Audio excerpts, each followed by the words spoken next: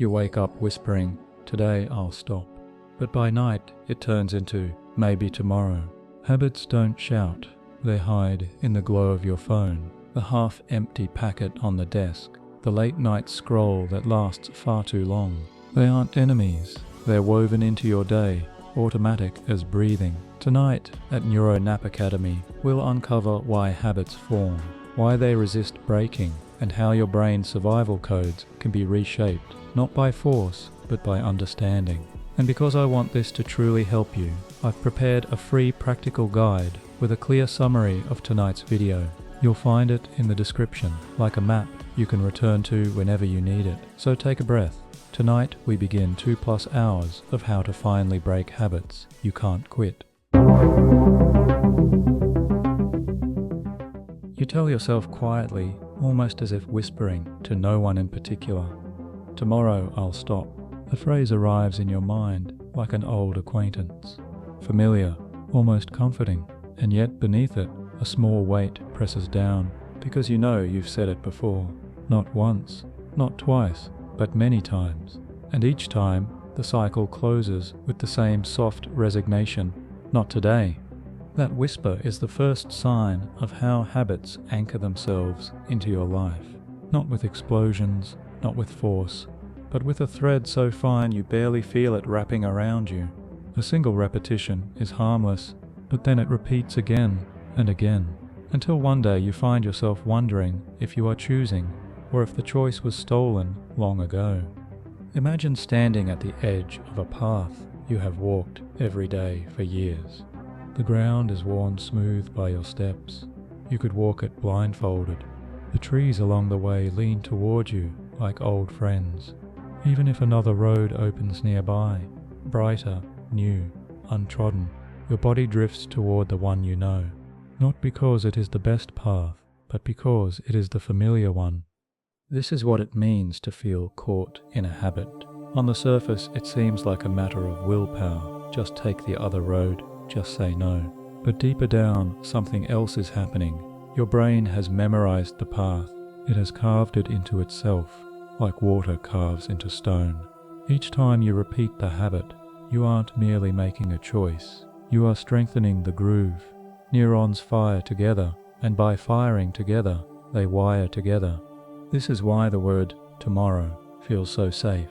It lets you keep both realities alive at once. On one hand, you hold the belief that you can change. On the other, you allow the pattern to continue, just for today. Tomorrow becomes a sanctuary for possibility, while today remains in the grip of repetition. And so, your brain learns that nothing has to change yet. The groove deepens. But here is the paradox. The very frustration you feel, the sigh at the end of the day, the guilt, the promise you don't keep, is not proof of weakness. It is proof that part of your mind has already begun to resist. That small ache inside, the part of you that says enough, is evidence that your brain is not at peace with the cycle. Habits survive not because every part of you agrees with them, but because one part of you is louder than the rest. Science tells us that the brain values efficiency above all. If a pattern saves energy, it will be kept. That is why you can find yourself lighting a cigarette without remembering taking the lighter, or unlocking your phone when you didn't mean to check it. The mind is not cruel, it is practical. It automates, and so even destructive habits are filed away as useful if they once served a purpose: comfort, escape, relief, stimulation. Now pause. Think of the first time your difficult habit began. Can you recall the exact moment? Perhaps you can't. For many, it began softly, like a background melody barely noticed at first. A stressful day, and the relief of a drink, a lonely evening, and the glow of a screen. One repetition did not matter. 2 repetitions did not matter. But slowly, the melody became the soundtrack of your days. The brain kept the notes. The rhythm solidified. And now, it plays almost without your permission. This is not weakness. It is wiring. But here is where philosophy enters, to breathe life into the science. What is a habit, if not a story you tell yourself without words? Each time you say tomorrow, you are authoring a script in which you are always on the edge of change, but never stepping through it. It is like a play that never reaches its second act. And perhaps that is the cruelest trap of all, not the habit itself, but the hope that stays suspended, always waiting. To break this, you must first recognize it for what it is, not a failure of strength, but a cycle of efficiency. The brain is doing what it was designed to do: conserve energy, predict outcomes, simplify choice. And so the real question is not, how do I fight this? But how do I speak to my brain in the language it already understands? Imagine a lock that has been closed for years. You could pound at it with your fists, scream at it, or swear never to touch it again. But the lock will not move, not because it hates you, but because it only answers to one thing: the right key. That is what science offers here, the possibility of learning the keys that fit the brain's locks.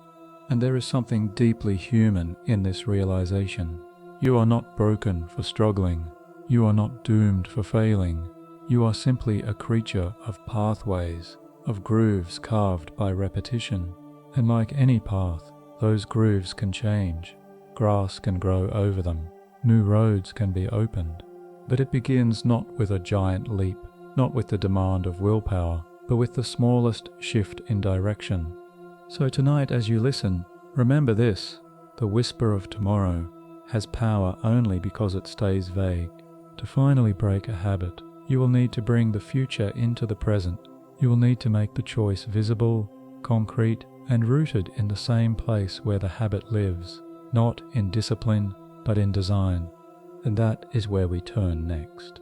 For if the first chapter is the whisper of tomorrow, the second is the anatomy of the loop itself, the hidden cycle of cue, routine, and reward that makes tomorrow always feel one day too far away. You picture yourself standing in a quiet room. On the table in front of you lies a single object, something that connects directly to your habit. Maybe it is a glowing phone, maybe a cigarette, maybe a snack you never intended to reach for. You're not thinking about it consciously, not planning to touch it, and yet before you know it, your hand moves, fingers curl, the action completes itself. You wonder, why did I do that? The truth is, the act did not begin in the moment you reached out. It began earlier, sometimes seconds, sometimes hours before, with a cue so subtle you may not have noticed: a flicker of emotion, a change in light, a particular time on the clock. This is the invisible engine of habits, a three-part loop that runs like a hidden current beneath your choices. Researchers have described this loop in simple terms: cue, routine, reward. At first glance it sounds too neat, almost mechanical, but step closer and you'll see the poetry in it. A cue is not merely a signal, it is a whisper to the brain, a gentle push that says now is the moment. The routine is the action itself, the familiar steps your body follows, almost without your permission. And the reward, whether it is a burst of pleasure, a wave of relief, or simply the satisfaction of doing what is expected, locks the loop in place. Think of it like a wheel set in motion. The cue is the push, the routine is the spin, the reward is the momentum that keeps the wheel turning, ensuring it will spin again tomorrow. Once the wheel is set, it no longer needs your conscious hand. It rolls on its own. Consider something as simple as brushing your teeth. You might not remember when you last decided to make it a habit, but the cue, the feeling of morning breath, or the ritual of preparing for bed triggers the routine. And the reward is not only clean teeth, but also the quiet reassurance that you have prepared yourself properly. Habits of care and habits of destruction follow the same pattern. The brain does not judge, it only learns the loop. And here is where the science becomes quietly astonishing. Deep within your brain, there is a structure that acts like the conductor of this loop, the basal ganglia. Imagine it as a hidden chamber where repetitive actions are bundled together, saved and recalled whenever a familiar signal appears. In this chamber, the brain compresses complex actions into a single unit, so you no longer have to think through each step: lighting a cigarette, becomes as effortless as opening a door. Checking your phone becomes as natural as blinking. The cue, however, is the most mysterious part, because cues are not always external. They are not just the sight of a pack on the table or the buzz of a notification. They can be internal, an emotion rising quietly in your chest, a restlessness in your hands, a lonely silence in the evening. Your brain learns to associate these inner states with the loop. The feeling itself becomes the push that sets the wheel in motion. This is why habits can feel so unshakable, because they are not bound to a single place or time. They are tethered to emotions, to sensations, to invisible rhythms that move through your day. And when one of those threads is pulled, the whole loop begins to hum. Pause for a moment. Imagine your mind as an ancient city. At its center, there is a marketplace filled with signs, sounds, and faces. Each stall is a habit. Each stall owner calls out when the right signal passes by. If you are tired, one voice calls. If you are lonely, another shouts. If the clock strikes a familiar hour, yet another wave of voices rises. You may believe you are wandering freely, but in truth, the marketplace is alive with signals, shaping where your feet carry you. But here is the part that shifts everything. Once you see the loop, you can no longer be fooled by its invisibility. Awareness is the first crack in the wheel. If you know the cue, if you name it, you can step between the parts. You can interrupt the routine before it starts. And perhaps there is a deeper reflection here. Life itself is made of loops, sunrise and sunset, breathing in and breathing out, the pulse of the seasons. Habits are our personal loops within the larger cycles of existence. To change a habit is not to resist nature, but to choose which rhythm you wish to dance to. Do you want to move to the beat of relief that lasts a moment, or to the steadier song of a life reshaped? The invisible engine of habits is powerful, but it is not eternal. Once you begin to see its mechanics, it becomes less like fate and more like a machine, and machines can be rewired. So tonight, carry this thought. Every habit that feels unbreakable is simply a loop with 3 moving parts: cue, routine, reward. Learn them, and you learn the gears of your own mind. In the next step, we will turn our gaze to the cues themselves, the signals you rarely see, but that quietly steer your days. Picture yourself entering a familiar room. You don't pause to think. You don't even notice the details at first glance, but your body reacts before your mind has caught up. The couch calls you to sit in the same spot as always. The desk nudges your hand toward opening the laptop. If a certain drawer hides a pack of cigarettes, your fingers twitch as if remembering. The walls, the light, the smell, they are not neutral, they are signals. Cues are the invisible strings that pull on habits, the quiet messengers that tell your brain it is time. And the most deceptive thing about them is that they often hide in plain sight.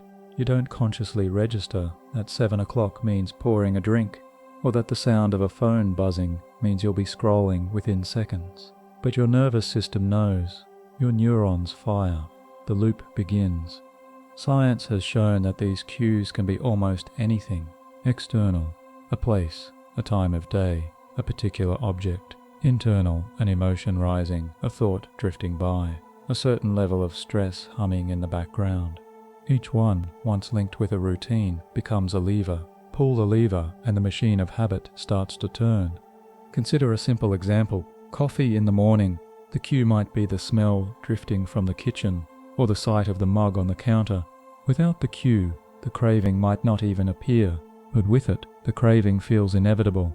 Now extend this idea to more destructive patterns. Loneliness becomes the cue for late-night scrolling. Anxiety becomes the cue for smoking. Fatigue becomes the cue for sugar. The loop disguises itself as comfort, but the real power lies in the signal that launches it. Imagine your brain as a vast harbour. Every habit is a ship anchored there. The cue is not the journey itself. It is the tugboat that pulls the ship away from the dock. Without the tug, the ship might stay tied, quiet, waiting. But once the tug appears, The ship slides into the water, and the voyage begins, whether you asked for it or not. This is why habits often feel automatic, because by the time you notice the craving, the cue has already fired, the tugboat has already moved, and yet here lies the opening for change.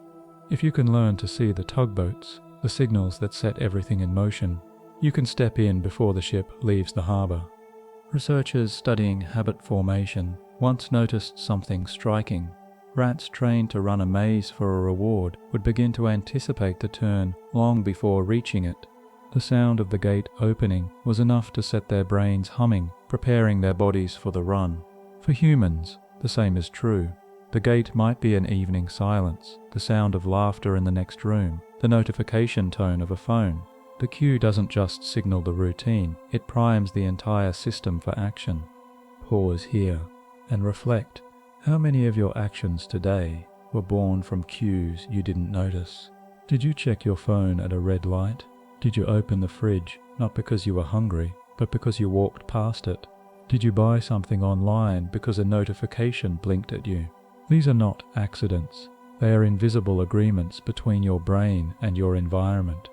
And yet there is something strangely hopeful in this realization. If cues can trap you, they can also free you. If a certain chair makes you want to smoke, another chair in another place can remind you to read instead. If a notification pulls you into distraction, the absence of it, the phone on silent, the screen turned off, removes the tugboat from the dock. You are not chained to the loop. You are in conversation with it. Here is where philosophy and science meet. Cues are not villains. They are reminders. They are the small bells that ring, asking, what story will you choose this time? In one sense, they are destiny. In another, they are invitations. You may not always control when the bell rings, but you can learn to choose how you answer. So let your awareness sharpen. Notice the clock striking certain hours, the places where your feet always pause, the emotions that ripple before you act. Each one is a cue, and each one carries the secret map of your habits. To break a habit, you do not need to destroy it in one blow. You need to start by listening for the bells. And as we move forward, we will step deeper into the heart of the loop itself. If cues are the sparks, the next question is, what happens when the fire catches? What is the routine, the dance of repetition that makes the habit feel so unshakable? That is where we turn next, the trap of the routine itself. Picture yourself at the edge of a familiar sequence. The cue has already fired, a certain time on the clock, a flicker of stress in your chest, a silence in the room, and almost without realizing, you've begun to move. The steps unfold as if written in a script you've rehearsed hundreds of times. Reach for the drawer, light the cigarette, tap the app, take the first sip. It is not a single act, it is a chain, and once the first link is pulled, the others follow effortlessly. This is the trap of routine. It is the part of the habit loop that feels the most like inevitability, the sense that once you start, you cannot stop. And the truth is, there is science behind that feeling. When the cue triggers the brain, it doesn't just nudge you toward one behavior. It activates an entire program of actions stored in the basal ganglia, like pressing a button on a machine. The whole sequence unfolds with minimal conscious effort. Think of it like music. The cue is the first note of a melody. Once played, the rest of the tune often follows, whether you hum it willingly or not. You don't need to decide on each note. The song is already there, embedded in memory. Habits are like these preloaded melodies. Your body knows the rhythm, your neurons provide the harmony, and before long, you're halfway through the routine before your conscious mind catches up. Now consider how small actions link together. Lighting a cigarette is not one movement. It is the reach for the pack, the flick of the lighter, the first drag, the sigh of smoke. Checking your phone is not one choice. It is unlocking, swiping, scrolling, tapping, losing track of minutes. Each step strengthens the next. The brain binds them into a single cluster, so they feel less like choices and more like inevitabilities. Here is the paradox. Routines make life easier. Without them, every action would demand effort. Imagine tying your shoes as if it were the first time, cooking a meal as if you had never seen a stove. Routines save you energy, allowing the brain to focus on other things. But the same gift becomes a trap when the routine leads you somewhere you no longer want to go. Pause and imagine this routine not as steps, but as a river. The cue is the opening spring, the first drop of water bubbling to the surface. The routine is the riverbed carved deep and narrow by years of repetition.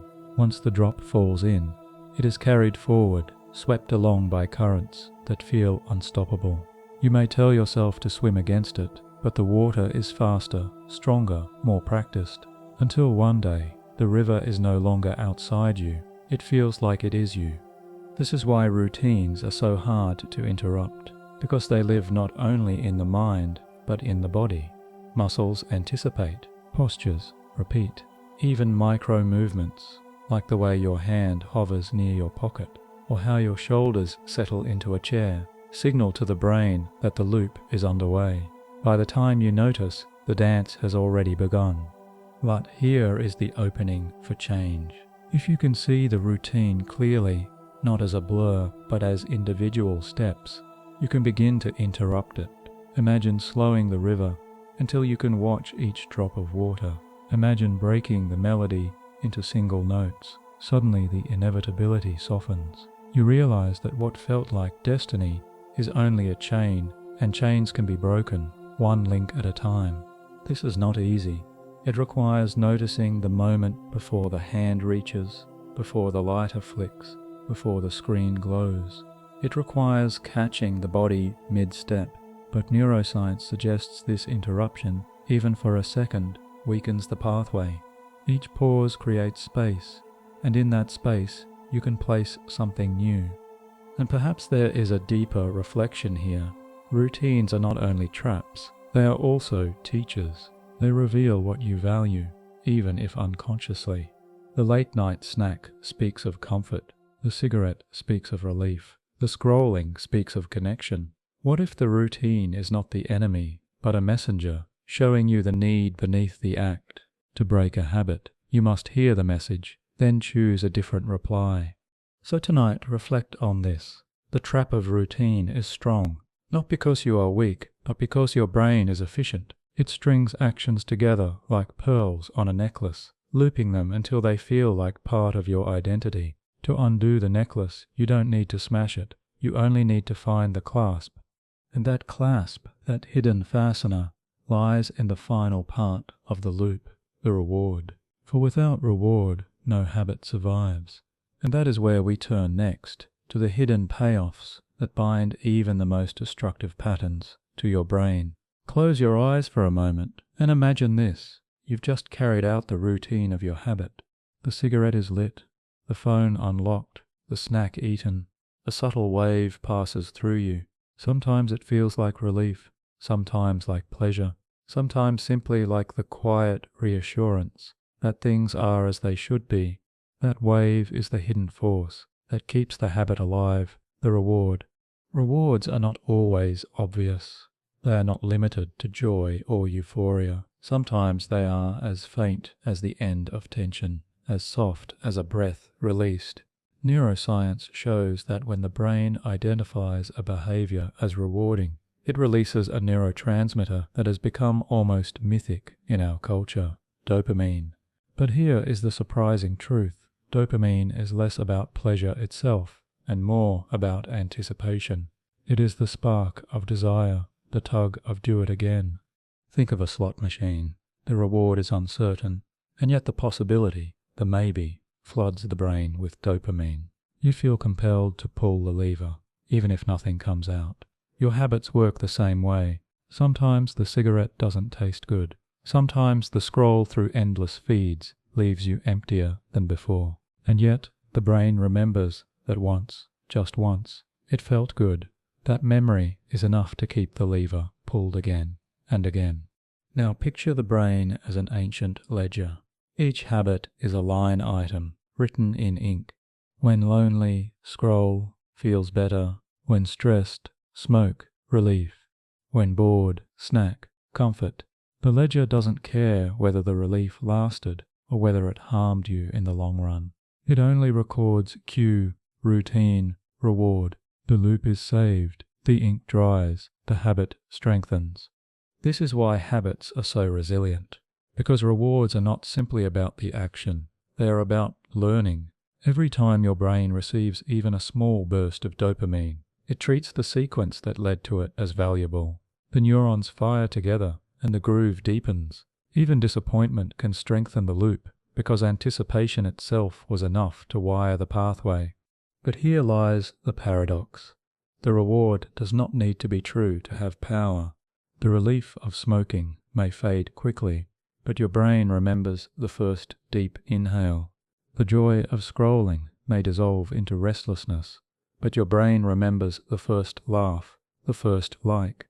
The body chases a ghost, and the ghost is enough. Pause here and consider how many times have you repeated a habit, not because it truly gave you what you needed, but because the memory of its promise whispered louder than the truth of its result.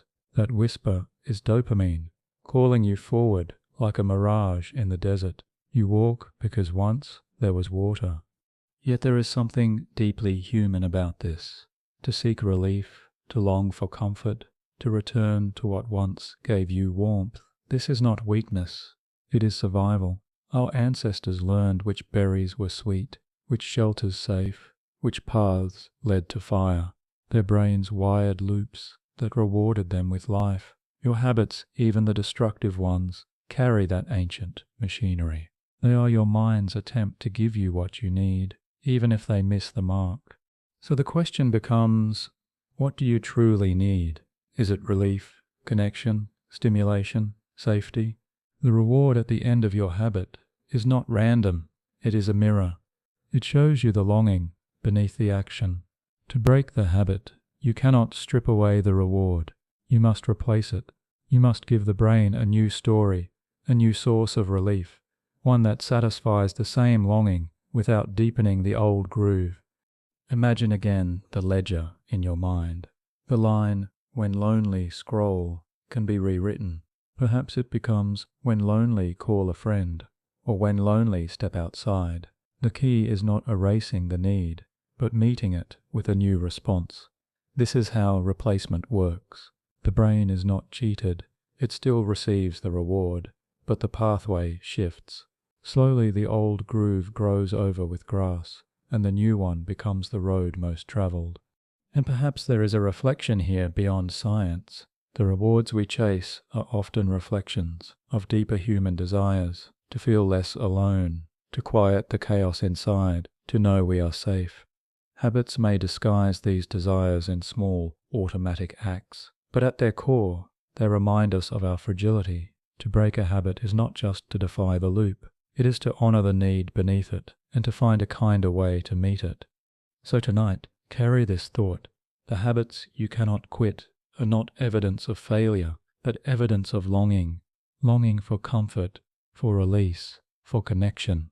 If you can listen to the longing, if you can discover what truly waits at the heart of the reward, then you will hold the first tool of change. And in the next step, we will look at why routines harden so quickly into automatic scripts. We will explore the shortcut factory of the brain, the machinery that makes habits feel like destiny, but can also be rewired into freedom. Imagine walking home along a path you've traveled 100 times. You don't need to think about each step. Your feet carry you automatically. Your eyes notice, but don't linger, and before long you've arrived without remembering the journey at all. That is the brain's genius at work, the shortcut factory. It is what allows you to drive while thinking about something else, to type a password without reciting it, to brush your teeth while your mind drifts. The brain thrives on efficiency. Every repeated behavior becomes an opportunity to save energy. And in a way, it is merciful. If you had to consciously decide how to tie your shoes or sip water, your days would collapse under the weight of endless choices. Instead, your brain bundles sequences together, tucks them into the basal ganglia, and frees your conscious mind for other tasks. But here lies the paradox. The same machinery that frees you is also what traps you. Once a habit enters the shortcut system, it no longer asks for permission. It bypasses deliberation and appears as action before you've even thought through the choice. Lighting a cigarette, opening an app, reaching for sugar. These are not decisions anymore. They are reflexes sculpted by repetition. Think of neurons like craftsmen in a workshop. The first time you perform an action, the craftsmen build it piece by piece, clumsy and slow, but repeat it and they refine their process.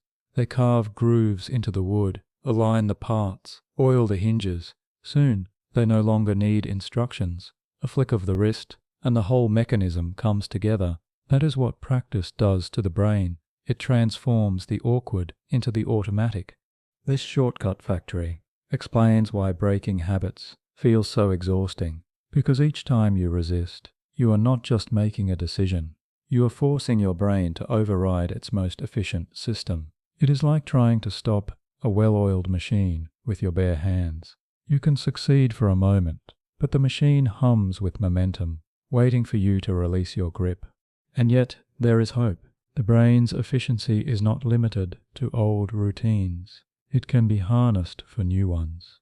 Just as repetition carved the first groove, repetition can carve another. The shortcut factory does not care what it builds. It only cares that the design is consistent. If you repeat a healthier response enough times, the same machinery that trapped you will free you. Pause and imagine the mind as a great city of roads. The first time you try something new, you walk across a field, grass bending beneath your feet. The second time, the path is faint but easier. After weeks, a trail forms. After months, it hardens into a road. After years, it becomes a highway, smooth and fast, carrying you without thought. That is how habits are born, not overnight, but through the gradual paving of shortcuts. The challenge, then, is not to destroy the highways, but to build new ones and make the old ones harder to travel. If you reroute traffic long enough, the shortcut factory will adjust. The city will change. The new paths will become effortless. The old ones will fade. Philosophically, there is something profound in this. You are not condemned to remain who you have been. The grooves in your mind may run deep, but they are not destiny. They are only roads laid by repetition, and roads can be rerouted. Cities can be rebuilt.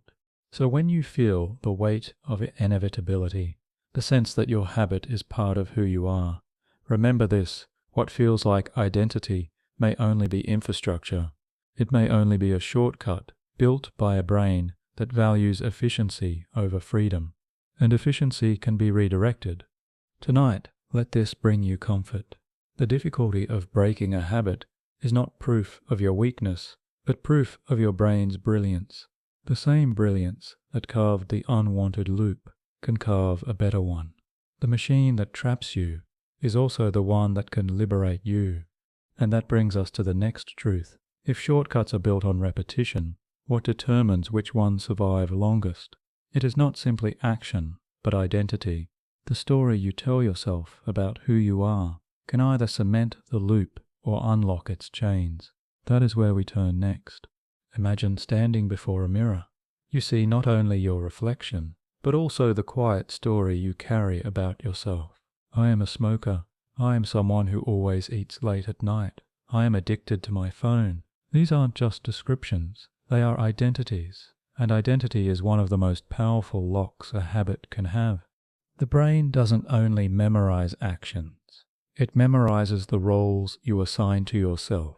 Once a routine has been repeated enough times, your mind begins to whisper, "This is who I am," and that belief becomes the glue that holds the loop together. Think of it this way. Every action is a vote. Each cigarette is a vote for being a smoker. Each night spent scrolling is a vote for being distracted. Each skipped workout is a vote for being sedentary. One vote doesn't decide the election, but over time the ballots pile up, and the story becomes self-fulfilling. This is just what I do. This is just who I am. But here is the subtle trap. Identity is powerful because it simplifies. The brain loves simplicity. and a label provides just that. Instead of negotiating each time, do I smoke or not? Do I scroll or not? Identity answers the question for you. I am this kind of person, so I do this kind of thing. The habit hides inside the mask of who you believe yourself to be. Now imagine identity as a set of clothes. At first they don't quite fit. You put them on tentatively. The first cigarette feels strange. The first late-night binge unusual. But wear the clothes enough times, and they begin to shape to your body. Soon they feel natural. You forget that you ever lived without them, and the thought of taking them off feels uncomfortable, almost impossible. This is why habits often resist change, because to abandon the routine is not only to change behavior, it feels like losing a piece of yourself. The fear isn't just about stopping the action, but about facing the question, if I am not this, then who am I? Yet here lies the doorway to transformation. If identity can lock the loop, it can also unlock it. Just as you once gathered evidence for the old self, you can begin to gather evidence for a new one. A single skipped cigarette is not just a break in routine, it is a vote for I am someone learning to stop. A single walk outside instead of scrolling is not just exercise, it is a vote for I am someone who chooses differently. This is not about pretending, it is about building. Identity shifts through evidence, and evidence comes from repeated action. Each new behavior is a thread in the fabric of a new self. Over time, the threads weave into something you can wear with ease. The clothes fit again, different clothes, a different story, a different you. Pause here and reflect on this. Who would you be without the habit that weighs on you? Not only what you would do differently, but who you would feel yourself to be. This vision is not fantasy, it is a blueprint. The brain does not need certainty, it needs direction, and each choice, however small, lays another stone on the path toward that identity.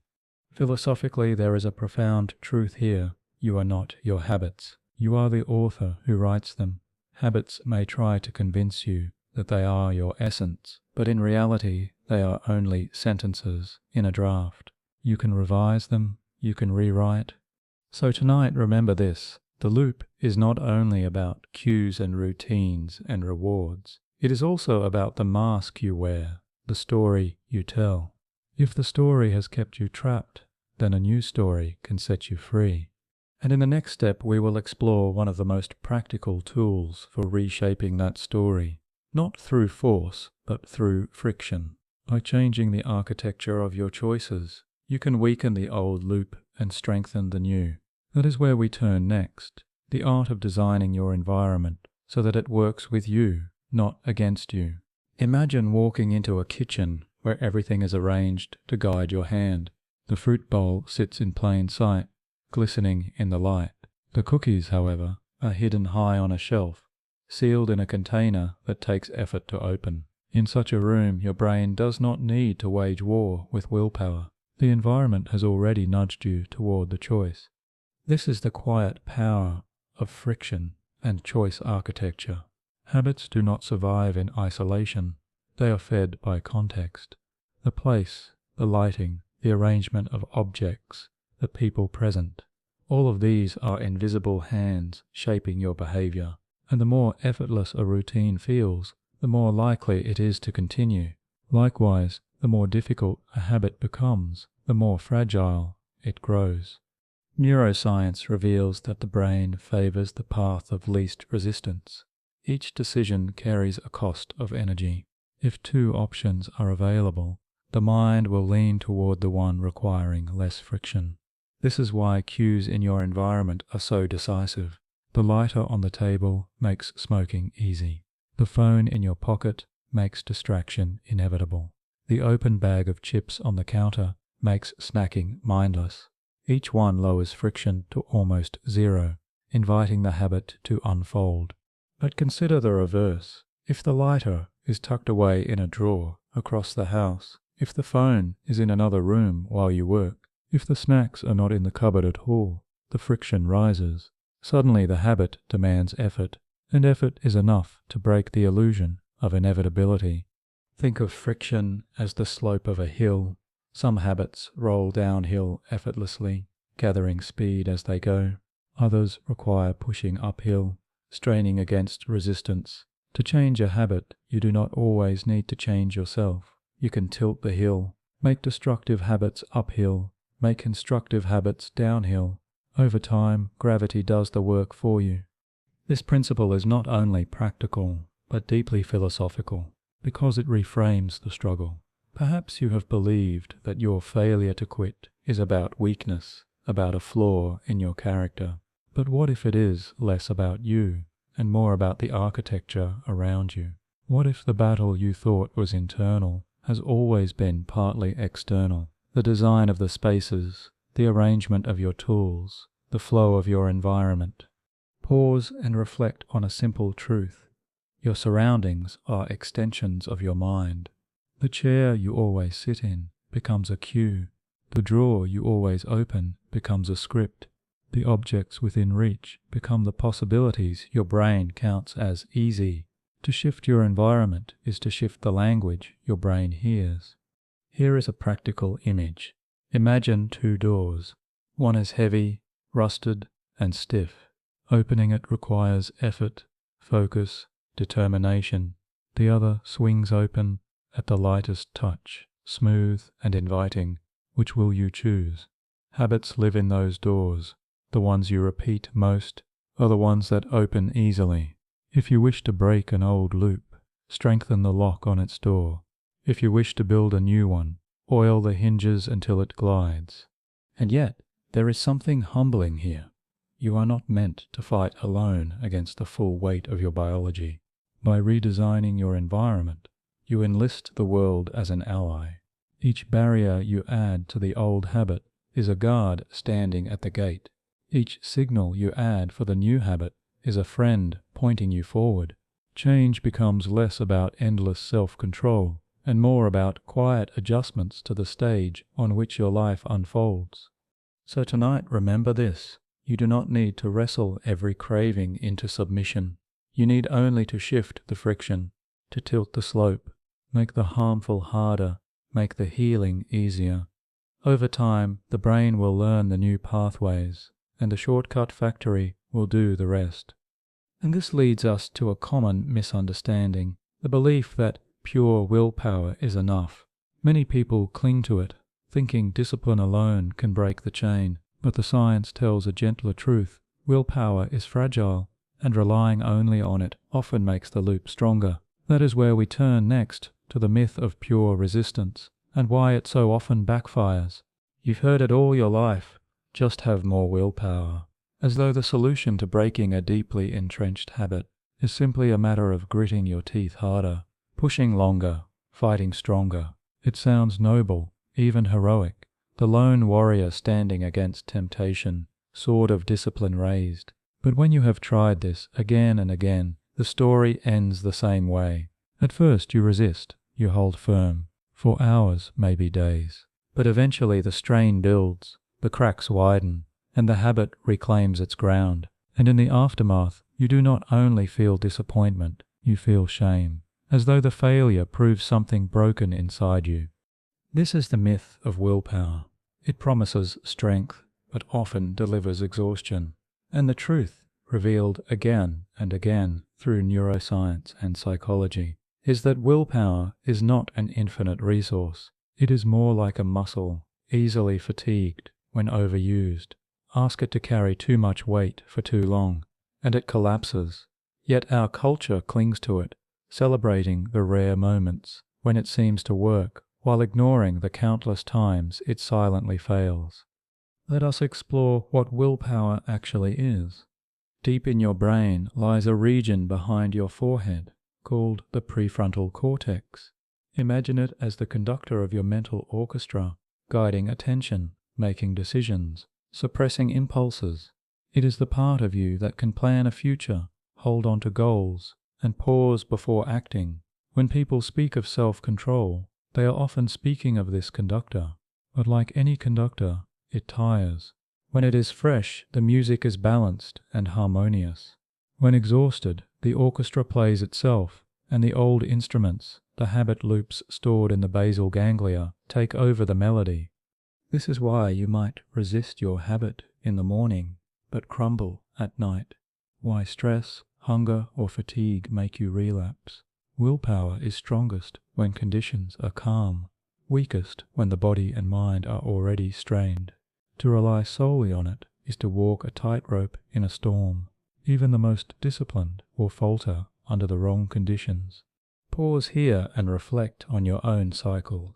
Have you ever noticed that you resist best when life feels light, but the moment stress or exhaustion arrives, the old patterns return? That is not weakness. That is the natural limit of willpower. Your brain is wired to preserve energy. When taxed, it falls back on shortcuts, the very habits you are trying to escape. Think of willpower as holding back a river with your hands. At first, the flow is small. You can manage, even feel strong. But the current builds. The water rises. Your arms ache. Your strength wanes. Sooner or later, the river breaks through, sweeping you back into its current. This is the cycle of willpower and relapse. Not because you are incapable, but because the method is flawed. Here lies the danger. Each time you fail through sheer resistance, you deepen the belief that change is impossible. The habit is reinforced, not only neurologically, but emotionally. You begin to identify with failure. I am weak. I can't stop. The very tool you relied upon turns into proof against you. But what if the goal is not to fight harder, but to fight differently? What if, instead of damming the river with your hands, you learn to dig a new channel, gently guiding the water elsewhere? That is the essence of modern habit science. The focus is not on endless willpower, but on restructuring the loop, altering cues, routines, and rewards, so the current flows into a different path. Consider an experiment in the field of psychology. Participants asked to resist cookies placed in front of them, showed faster fatigue on unrelated tasks afterward. Their willpower had been depleted by the act of resistance. In contrast, those who were not tempted in the first place, those whose environment offered no cookies, performed far better. The conclusion is clear. Avoiding temptation entirely is often more effective than resisting it repeatedly. Remove the cue, and the battle never begins. This brings us to a profound reframe. Perhaps the path to breaking habits is not through constant resistance, but through conservation. By designing your environment, adjusting your routines, and replacing your rewards, you reduce the need for willpower at all. You transform the battlefield so that the fight becomes unnecessary. Let us explore this philosophically. Humanity has long worshipped the idea of discipline. Stories of saints fasting, warriors enduring, thinkers resisting desire, all are woven into our collective imagination.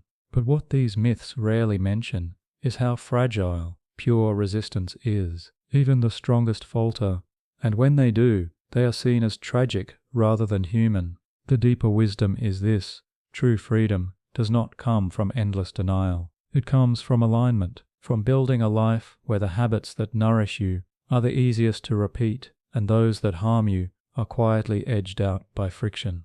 Pause for a moment. Think of the times you have relied on willpower.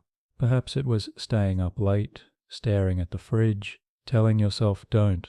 Perhaps it was walking past the shop where your habit lives, clenching your jaw. How did those moments feel? Tight, narrow, like holding your breath.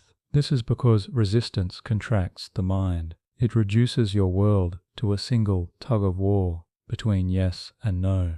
And in that narrow space, the habit looms larger than life. But now imagine another approach. Instead of saying, don't snack, you place fruit in front of you. Instead of saying, don't scroll, you keep your phone in another room and a book at your bedside. Instead of saying, don't smoke, you prepare tea, chewing something, breathing deeply at the same time the craving usually comes. Here, the choice is not a painful tug-of-war. It is a redirection. The craving still knocks, but you answer with a different door. Over time, the craving itself weakens. This is not to say willpower has no place. It is useful as a spark, as the first hand that steadies you when you make a change. But to rely on it endlessly is like trying to walk across a desert, carrying only a single flask of water. It runs dry. The wiser path is to find rivers along the way, systems that sustain you without constant strain. And perhaps there is a deeper lesson here about being human. For centuries we have glorified the idea of control, the belief that the self is a master commanding the body with iron will. But neuroscience whispers a softer truth. We are ecosystems, not empires. Our choices emerge from signals, hormones, memories, environments, identities. To demand that willpower alone reign over all of this is to misunderstand the complexity of what it means to be alive. So tonight, let this thought settle. You do not need to fight harder. You need to fight smarter. To stop relying on the myth of endless willpower, and instead learn to work with the machinery of your mind. You can tilt the slope, change the cues, replace the routines, honor the reward in healthier ways. In doing so, you transform the game itself. And this leads us naturally to the next step. If not willpower, then what? One of the most powerful tools to replace brute resistance is planning. The quiet act of rehearsing in advance, creating scripts so your brain does not have to decide in the heat of the moment. These are called if-then plans, and they turn the chaos of temptation into a stage you've already prepared for. That is where we turn next. Picture yourself walking through a day where the unexpected waits around every corner. A stressful email arrives. A friend cancels plans. Hunger strikes at an odd hour. Boredom creeps in during a long afternoon. Each of these moments carries the potential to pull you back into an old habit. Not because you want it, but because the brain loves patterns. When discomfort arises, it searches its memory and says, I know what we do here. And the loop begins again. What if instead of stumbling blindly into these moments, you had already written the script? What if, before the craving appeared, your mind had a ready-made reply? This is the science of if-then planning, sometimes called implementation intentions. At its heart, it is a simple formula. If X happens, then I will do Y. But hidden in that simplicity is a profound power, because when the moment of temptation comes, your brain does not need to debate. The decision has already been made. Let us ground this in an example. Imagine your habit is late-night snacking. The cue is often the glow of the television, or the silence after everyone has gone to bed.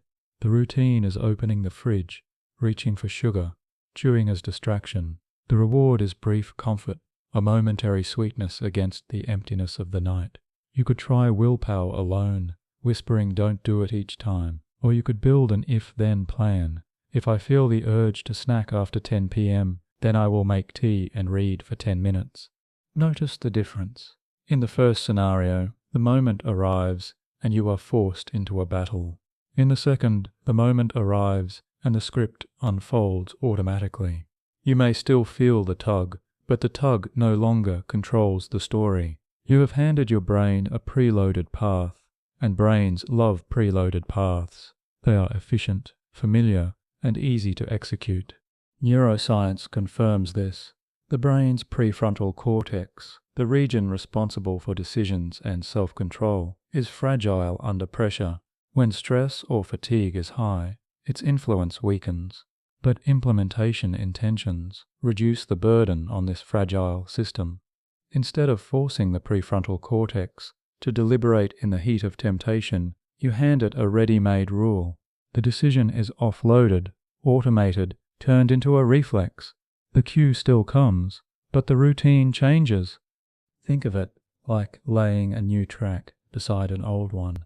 The train of habit has always run in the same direction, cue to routine to reward. But now, when the cue appears, you switch the lever. Instead of continuing on the old track, the train is guided smoothly onto a new one. The shift is not violent, it is quiet, almost gentle. And yet, over time, the new track grows familiar, while the old one rusts from disuse. Psychologists have tested this method across behaviors: dieting, exercising, studying, even emotional regulation. Time and again, the if-then formula proves effective For dieters, it becomes, if I see dessert, then I will order coffee instead. For students, if I finish dinner, then I will study for 30 minutes before relaxing. For those trying to manage anger, if I feel my voice rising, then I will step outside and breathe. Each plan reduces uncertainty. Each one transforms choice into choreography. But perhaps the most powerful aspect of if-then planning is its intimacy with the subconscious. The moment you craft a rule, your mind begins to search for the if. Like a sentinel scanning the horizon, it notices the very cues you once ignored. I'm tired, that's the if. It's 5 p.m., that's the if. Awareness itself is sharpened, and awareness is half the battle. Pause here and consider your own habits. Which moments always trip you? Is it stress at work? The quiet after dinner? The drive home? These are the gates where your old habits wait. To walk past them unprepared is to risk falling into the same grooves. But to name them, to say, if this gate appears, then I will step left instead of right. That is to reclaim the map of your day. Now let us step into philosophy. At its core, if-then planning is about humility. It admits that you will face temptation. It does not pretend that cravings will vanish, or that you will always be strong. Instead, it prepares you to meet your weakness with grace. It says, when I fall, here is how I will stand again. There is something profoundly human in this, not the denial of fragility, but its acceptance paired with foresight. Imagine a traveler crossing a mountain path. They do not pray for clear skies only. They pack a cloak in case of rain. They do not hope the trail will never split. They study the map and choose in advance which way to turn. That is the wisdom of if-then planning. It acknowledges storms and crossroads, and it prepares you to keep walking anyway. Of course, not every plan works perfectly at first. You may craft an if-then and still stumble. That is not failure, it is data. Each stumble tells you that the plan needs adjustment. Perhaps the action chosen was too demanding, or the cue was misidentified. Over time, you refine the plan until it fits the shape of your life. The art is not perfection, but iteration. And perhaps there is a deeper reflection here. Life itself is a series of if-then statements. If the sun rises, then the world stirs. If the season turns, then the leaves fall. If you speak, then someone hears. Our brains, our bodies, our societies, all are built on these conditional rhythms. To use them consciously is not a trick, but a harmony with the way existence already flows. So tonight, imagine writing your own scripts. Not elaborate, not rigid, but simple, graceful rules to carry you through the gates where you most often stumble. If loneliness comes, then I will reach for connection, not escape. If anxiety rises, then I will breathe deeply, not numb myself. If fatigue whispers, then I will rest, not reach for sugar. Each one is a thread, and together they weave a net to catch you when you fall. In time, these scripts stop feeling foreign. They become the new grooves in your mind. The if triggers the then so smoothly that you barely notice. What once demanded effort now flows like water. This is how habits are not only broken, but rewritten. And as you carry this forward, remember, if-then is not about discipline alone. It is about kindness. It is about meeting yourself with foresight, giving your future self the gift of clarity. Each plan whispers, I know you will struggle, but I also know you can choose differently, and I will help you remember. And from here, our journey moves into the next principle, size. For even the best plans crumble if they are too large. The secret of lasting change is not heroic leaps, but the smallest possible steps, the minimum viable habit that can anchor an entirely new life. That is where we turn next. Imagine standing before a mountain. Its summit is shrouded in clouds. Its slopes stretch endlessly upward. You want to reach the peak. You tell yourself, tomorrow I will climb it all at once. Tomorrow I will be different. Tomorrow I will change. This is the dream of transformation we all carry. The hope of one heroic act, one decisive victory. But when the morning comes, the mountain still towers, and your legs hesitate. The task is too heavy, too vast. You take no step at all. Here is the paradox of change. The bigger the leap you demand of yourself, the less likely you are to leap at all. Habits are not conquered through grandeur. They are rewritten through the smallest possible step, repeated until it builds its own gravity. Psychologists call this the principle of the minimum viable habit, a seed so small, so easy that your brain cannot refuse it. Think of brushing your teeth. The action takes minutes, but the habit is not about dental hygiene alone. It is about identity. I am someone who takes care of myself. And the habit persists because the step is small, requiring little resistance. Imagine if dental care demanded an hour-long ritual involving elaborate tools and discipline. Few would sustain it. It is the smallness that keeps it alive. Neuroscience confirms this truth. The brain's reward system responds not only to great achievements, but also to micro-successes. Each time you complete even the tiniest action, dopamine rewards you, reinforcing the loop. The action does not need to be monumental. It only needs to be completed. The seed of pride, the spark of accomplishment, is enough to strengthen the path. Let us anchor this in an example. Suppose your habit is smoking. To quit feels like facing the mountain itself. The thought overwhelms you. But the smallest possible step might be this. Every day, I will delay the first cigarette by 5 minutes. That's all. At first, it seems insignificant. What difference could 5 minutes make? Yet, those minutes accumulate. They stretch your capacity for choice. They teach your brain that the loop is not invincible. Each delay is a vote for freedom. Or consider exercise. To declare I will run 5 miles every morning may inspire for a day or two, but soon collapses under fatigue. Instead, the minimum viable habit might be this. I will put on my running shoes every morning. Some days you will only wear them. Other days you will step outside. Eventually the shoes themselves become the cue, and the act of running flows naturally. The habit grows from seed to sapling, not from force, but from rhythm. Imagine now a potter shaping clay.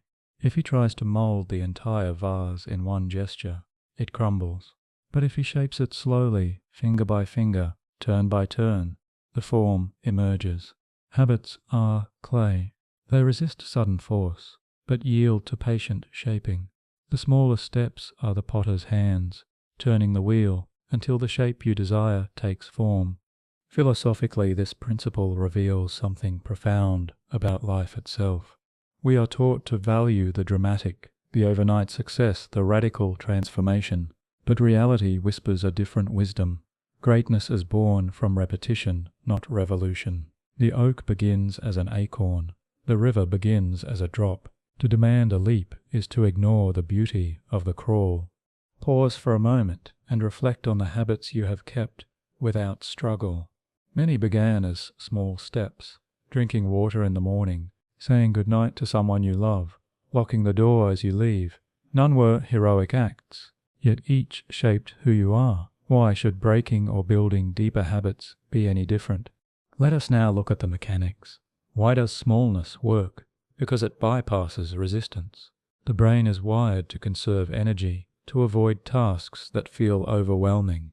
When you promise yourself monumental change, your mind resists, whispering not now, later, maybe tomorrow.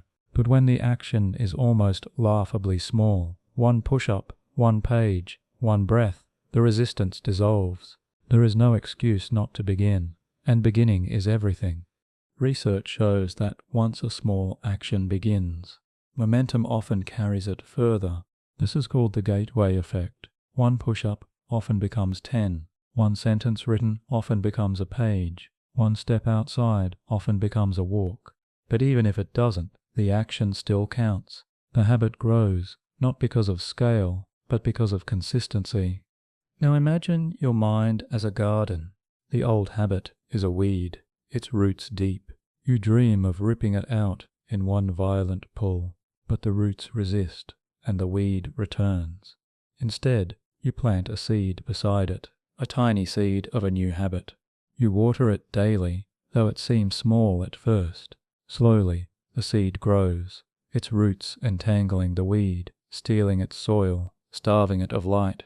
One day, without force, the weed is gone, replaced by the tree you nurtured. Here lies the deeper reflection. The smallest steps are not weakness, they are wisdom. They honor the reality of the brain, the nature of change, the patience of life itself. To demand sudden transformation is arrogance. To accept gradual growth is humility. The oak does not rush. The river does not flood itself into being. Why should you? So tonight, carry this truth. The mountain is not climbed in one day. It is climbed by placing one foot forward, then another, then another. Each step, however small, is sacred. Each one rewrites your story. And as we move forward, we will explore how these small steps can be woven into daily rituals, anchored not in effort alone, but in the rhythms of your body and mind. For change is not only about what you do, but when you do it. The timing that opens windows of plasticity, moments when the brain is uniquely ready to learn. That is where we turn next. Picture a door that is usually locked. Most of the time, no matter how hard you push, it will not budge. But at certain moments, brief, fleeting, the lock clicks open.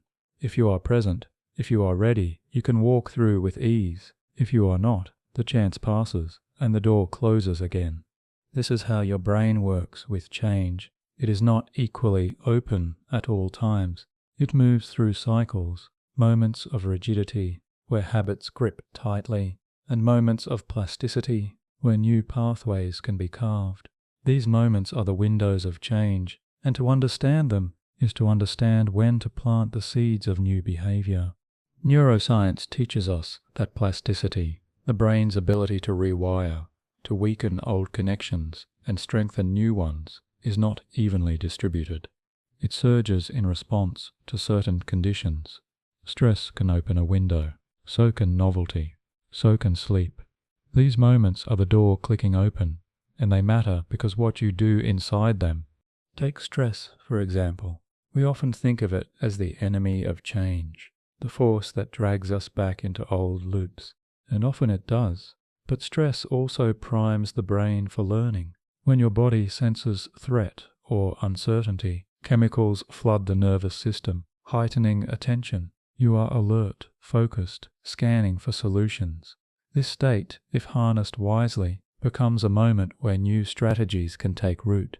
If in stress you repeat the old habit, that loop deepens. But if you can insert a new response, even once, the brain remembers the door was open and you stepped through differently. Now consider novelty. Think of the last time you traveled somewhere new. Suddenly small things demanded your attention. The sound of unfamiliar streets, the taste of food you had never tried, the way the air smelled different. In novelty, the brain awakens. It cannot rely on shortcuts. It must learn. This heightened state of awareness makes the mind pliable, willing to form fresh connections. This is why habits often shift during life changes. New job, new home, new relationship. The environment no longer cues the old loops as strongly, and the brain is open to new scripts. And then there is sleep, the quiet architect of plasticity. Each night, as you drift into slow-wave sleep, your brain replays the day's experiences. It sifts, sorts, and decides which pathways to strengthen, which to prune. A habit repeated before sleep has a greater chance of being consolidated. A plan rehearsed before bed is more likely to be remembered in the morning. Sleep is not passive, it is the sculptor, chiseling the grooves of memory. To ignore its role is to plant seeds and then deny them water. Pause here and reflect.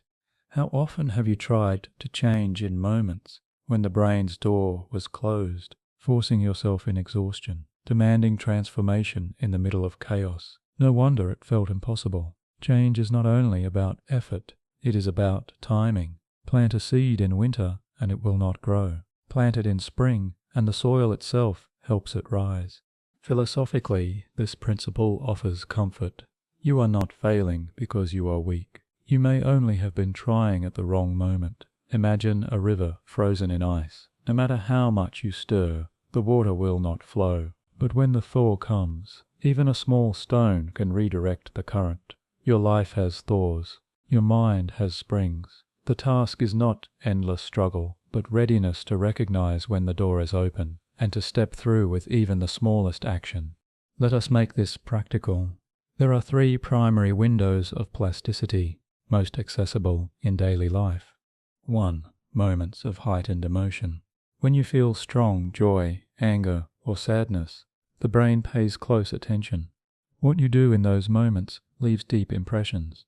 If stress leads you to breathe instead of smoke, even once, that memory carries unusual weight. Transitions and novelty. Starting a new job, moving to a new city, or even rearranging your room, all disrupt old cues. In that disruption, the brain becomes more flexible. Introducing new routines here is easier than when everything is stable. 3. Before and after sleep. The brain replays what comes last in the day and rehearses what arrives first in the morning. Repeating a small habit before bed or immediately upon waking plants it into the fertile soil of consolidation. Imagine these as tides. When the tide is low, your boat sits grounded, no movement possible. When the tide rises, even the smallest push sends you drifting. To change a habit, you need the tide as your ally. You do not need to row endlessly against dry land. Now consider how this intersects with identity. When the brain is open during stress, novelty, or sleep, the story of who you are is also more malleable. You may feel a flicker of possibility. Maybe I am not the smoker, but the one who breathes. Maybe I am not the distracted one, but the one who creates. If repeated in these windows, the identity shift roots more deeply. The soil is soft and the seed sinks in. And perhaps there is a reflection here about life's seasons. Human beings long for constant growth, constant progress. But nature reminds us that cycles matter. There is sowing and reaping, winter and spring. Change, too, has its seasons. The question is not why am I not always growing, but am I ready when the season comes? So tonight remember this. Your brain is not a rigid machine. It breathes, it shifts, it opens and closes. To break a habit, you must not hammer against it endlessly.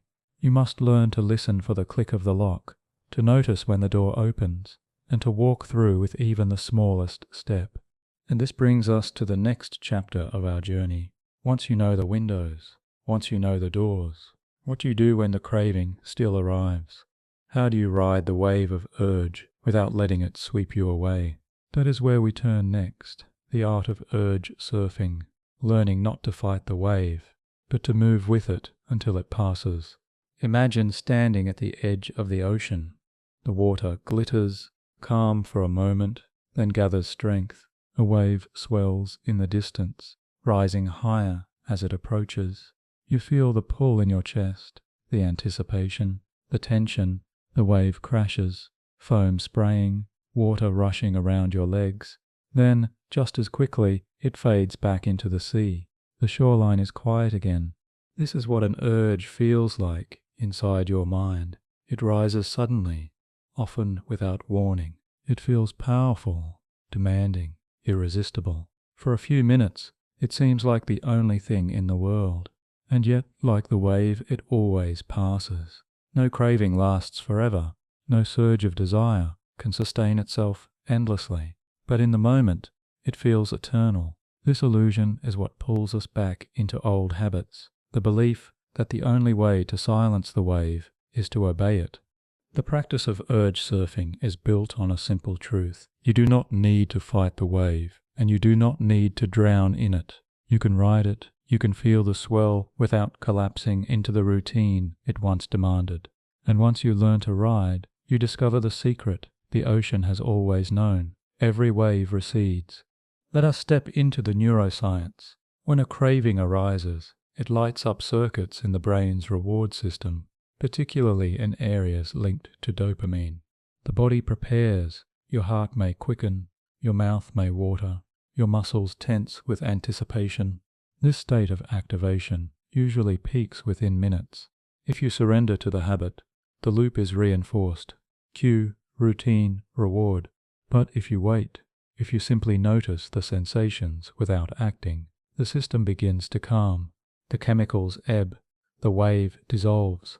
This is why mindfulness-based interventions for addiction emphasize observation.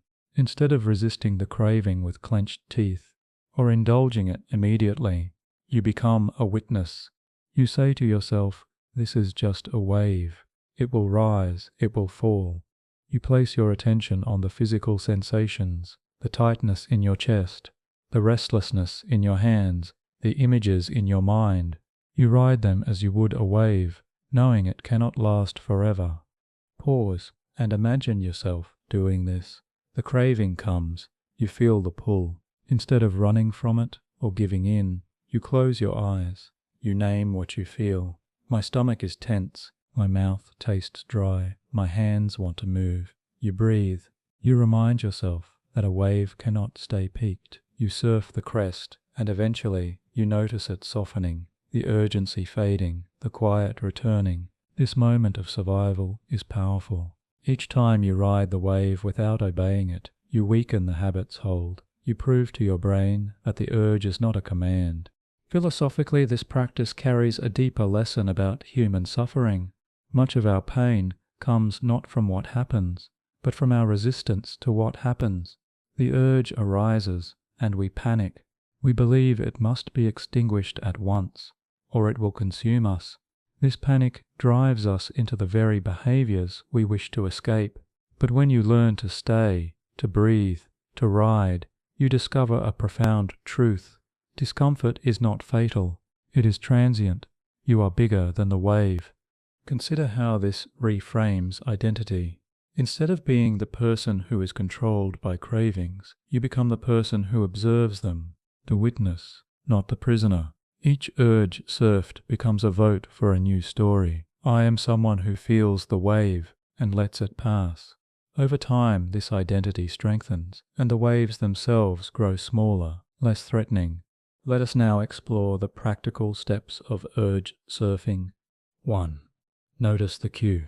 The moment you feel the craving, pause. Say inwardly, "This is a wave." Naming it reduces its power.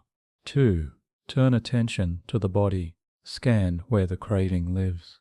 Is it heat in your chest, tension in your jaw, restlessness in your hands? Anchoring the sensation prevents the mind from spinning into story. 3. Breathe. Use slow, deliberate breaths to ride the crest. Each inhale is like lifting with the swell.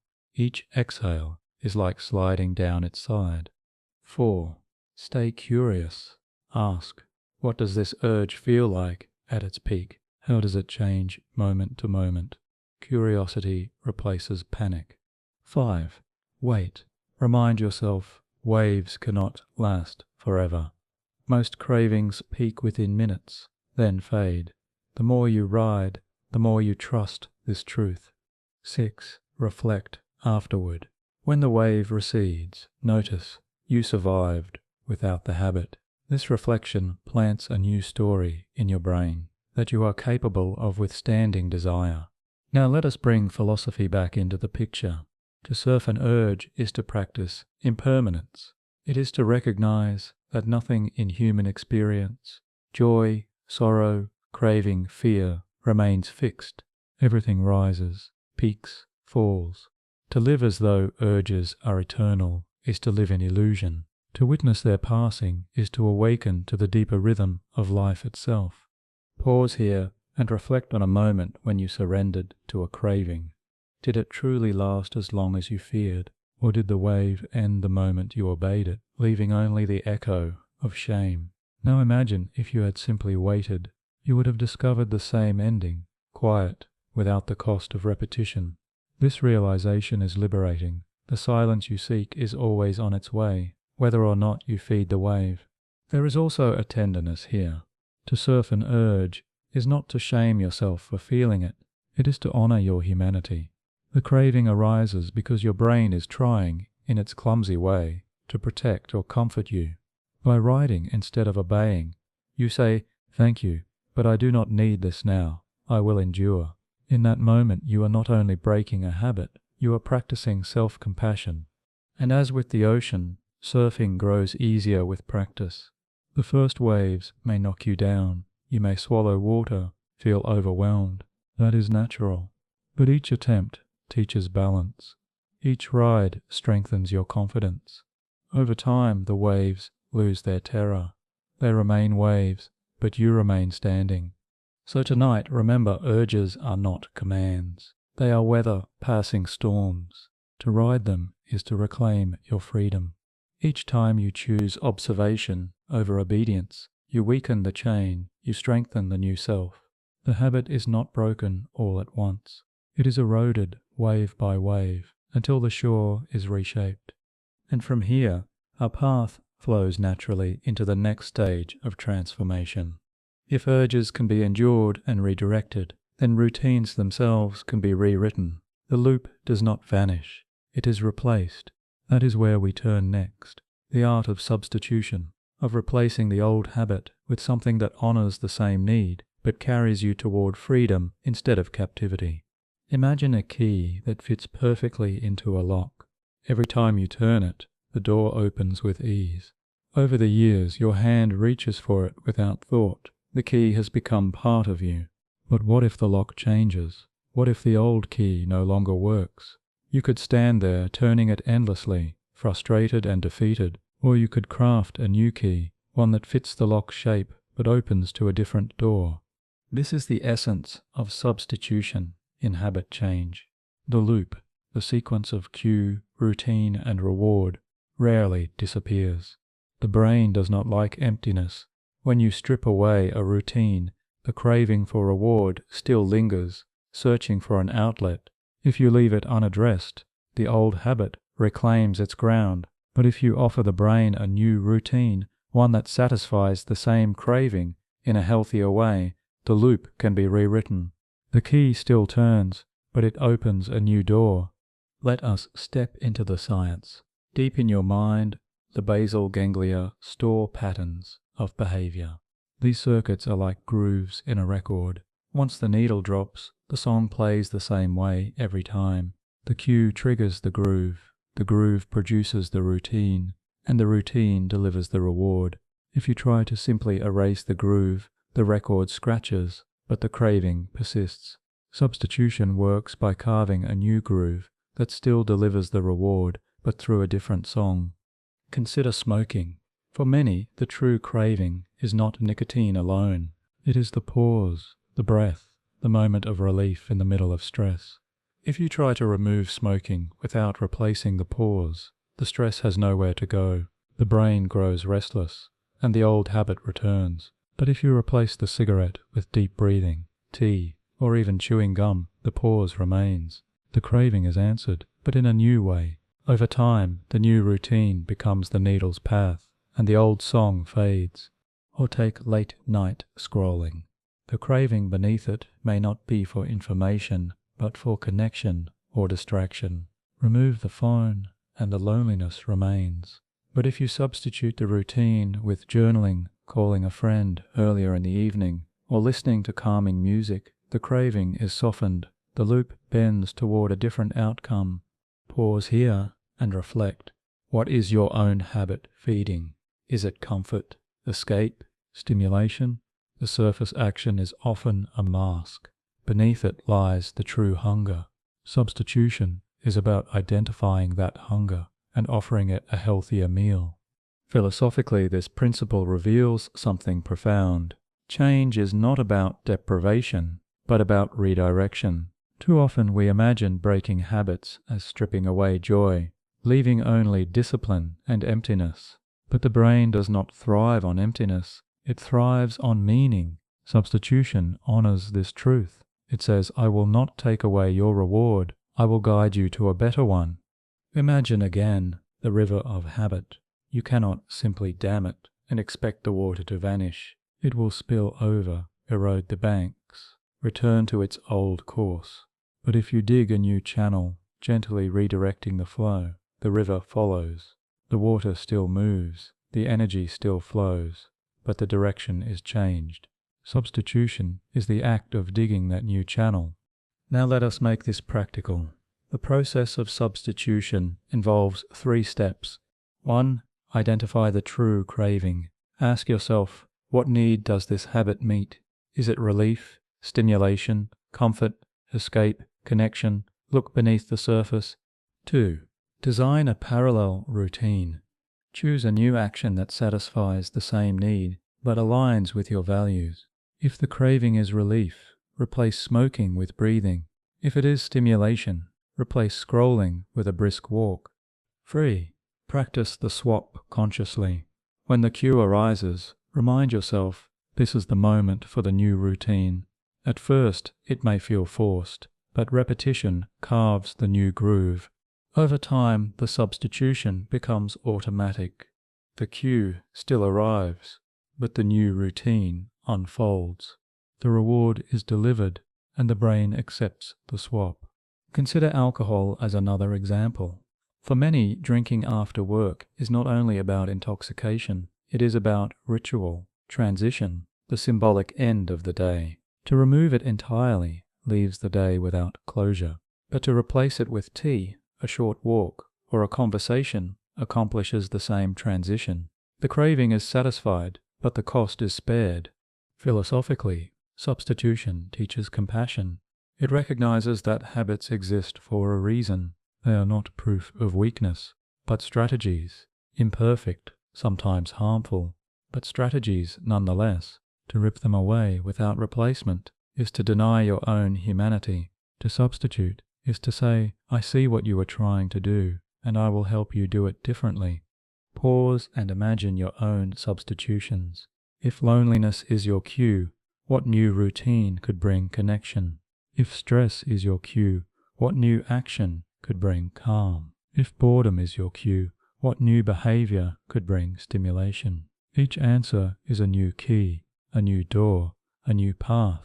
Let us now step back into metaphor. Think of your brain as a library. The old habit is a well-worn book, its pages stained from use, its spine cracked. You have read it so often that you can recite it by heart. If you try to throw it away, the shelves feel empty. But if you place a new book beside it, one that tells the same kind of story, but with a different ending, your hand, over time, reaches for the new volume. Slowly, the old one gathers dust.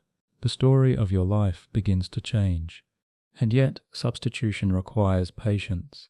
At first, the new routine may not feel satisfying. The cigarette feels more powerful than the breath, the drink more comforting than the tea, the scroll more distracting than the journal. This is natural. The old grooves are deep, the new ones are shallow. But each repetition deepens them. Each choice lays another stone. One day, without fanfare, the new habit feels just as natural as the old. Philosophically, this mirrors the human journey. We are all creatures of repetition, walking paths worn by time. But the beauty of the mind is its ability to forge new trails. Substitution is not about denying who you are, but about expanding who you can be. It is about saying, this craving does not define me. I can meet it differently. So tonight, remember, habits do not vanish into thin air. They transform. The loop remains, but the routine can change. The craving remains, but the reward can be found in gentler ways. You do not need to fight against the lock. You only need a new key. And from here we move to the next truth. Substitution alone is not enough if the identity beneath it remains the same. To sustain the new loop, you must weave it into the story you tell about yourself.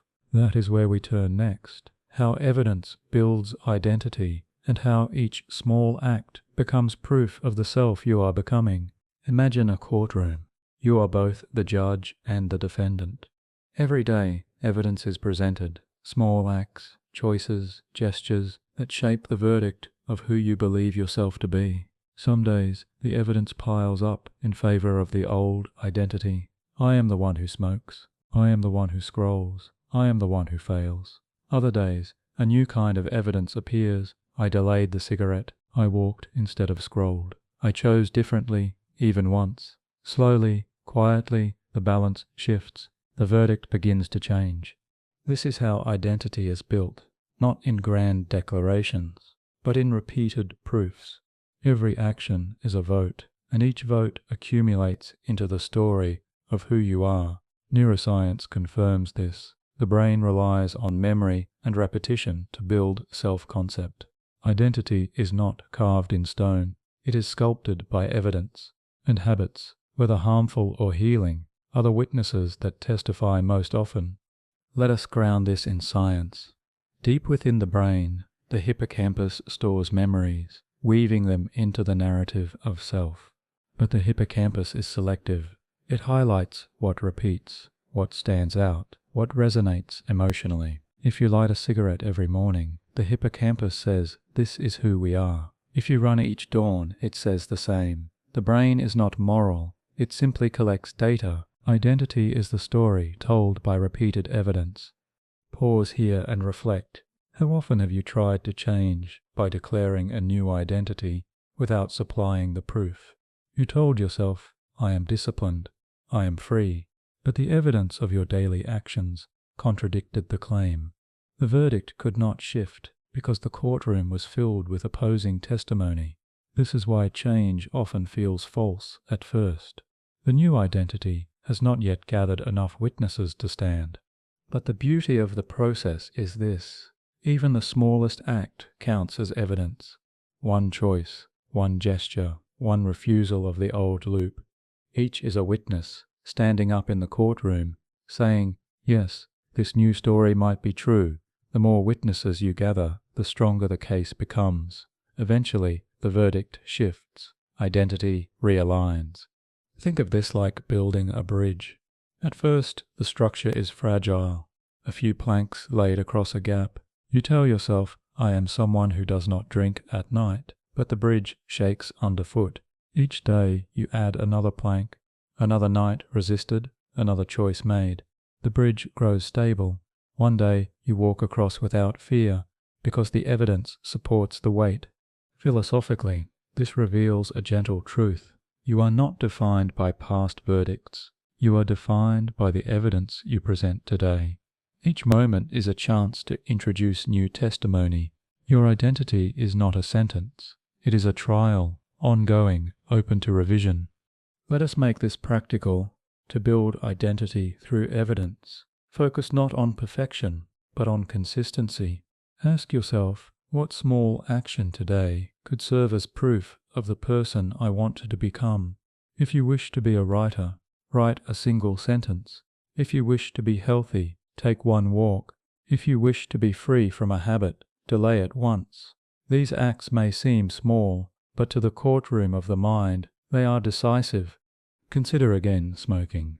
The old identity says, "I'm a smoker." To rewrite this, you need evidence. Each time you refuse a cigarette, you supply testimony. "I am someone who resists." Each time you breathe instead, you add weight. The hippocampus records it, the basal ganglia begin to expect it. The identity shifts, not overnight, but through the accumulation of proofs. Or consider procrastination. The old identity says, "I am lazy." To challenge it, you need evidence. Write one paragraph, clean one corner, complete one small task. Each act contradicts the old verdict. Each one whispers, "Perhaps I am not lazy. Perhaps I am capable." Over time, the whisper becomes the dominant voice. Pause and notice the emotional shift here. When you see your actions as evidence, failure loses its sting. A single lapse is not a verdict. It is one witness among many. What matters is the balance of testimony. One bad day cannot erase dozens of good ones. This perspective breeds resilience. It transforms relapse from catastrophe into data, a temporary voice in a larger trial. And perhaps there is a deeper reflection here about life itself. We long for certainty, for identity to be fixed. I am this kind of person, but life is not fixed. It is fluid. Identity is a river, shaped by the stones of daily action. Each day adds a stone. Over years, the river bends. To cling to a static identity is to deny this flow. To embrace evidence is to accept that who you are is always in motion. Think now of your own identity. What verdict have you been carrying? Perhaps it says, I am weak, I am impulsive, I am doomed to repeat.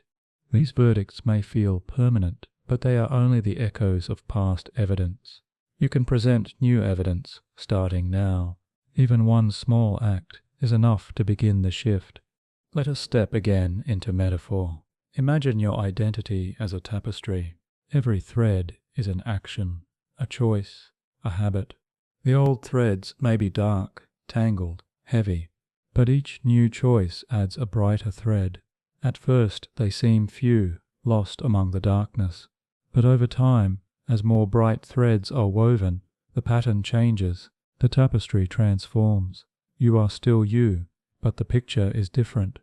Practically, this means you must track your evidence.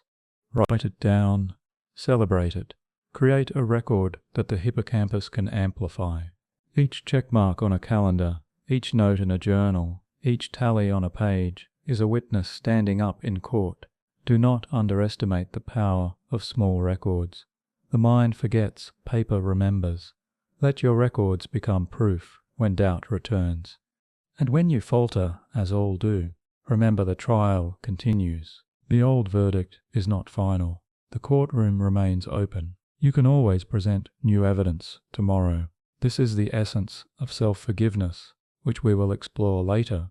The ability to see failure not as identity, but as one moment among many. So tonight, carry this truth. Identity is not declared. It is earned, proven, accumulated. Each act is a vote, each choice a witness, each repetition a verdict in progress.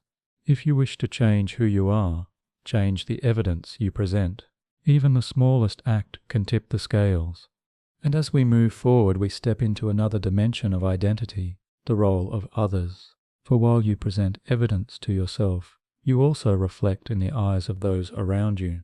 Community, mirrors, social feedback all shape the verdict too.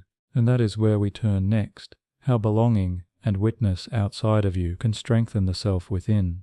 Imagine walking into a room filled with mirrors. Each mirror reflects not only your appearance, but also the gestures, expressions, and choices of those around you.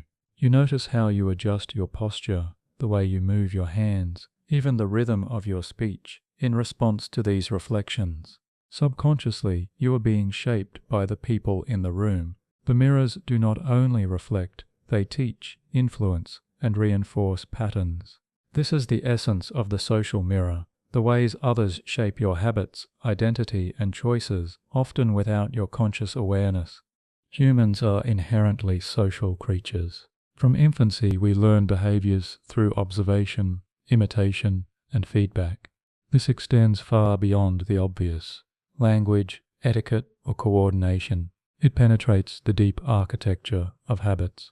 Your environment, populated by others, sends constant cues about what is normal, acceptable, and achievable. Neuroscience tells us that mirror neurons play a critical role in this process. These specialized neurons fire both when we perform an action and when we observe someone else performing the same action. In other words, watching another person act can strengthen neural pathways in our own brains, priming us to act similarly. Consider this in the context of breaking a habit. If your social circle engages in behaviors you wish to leave behind, smoking, excessive drinking, or procrastination, the cues and reinforcement are everywhere. Even if you consciously want to resist, your brain registers the actions around you as normal. Each shared cigarette, each social check of a phone, each indulgence becomes evidence that the behavior is expected, accepted, or even rewarded. In the mirror of your peers, the old habit seems natural. Now imagine the opposite, surrounding yourself with people who model the habits you want to cultivate. Their presence is a living guide, showing your brain an alternative reality. The friends who run each morning, the colleagues who prioritize focus, the family members who cook meals mindfully. Each one is a mirror reflecting a version of yourself that is possible. Observation alone begins to reshape neural pathways. Over time, behaviors that once felt foreign now seem attainable, almost inevitable. But social mirrors are subtler than simple imitation. They convey values and expectations.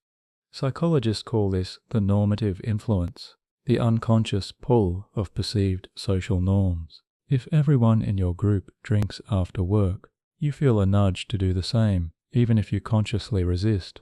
Conversely, if you find yourself in a circle where your desired habit is the standard, early risers, readers, active movers, the gravitational pull of the norm supports change. You don't just imitate, you internalize.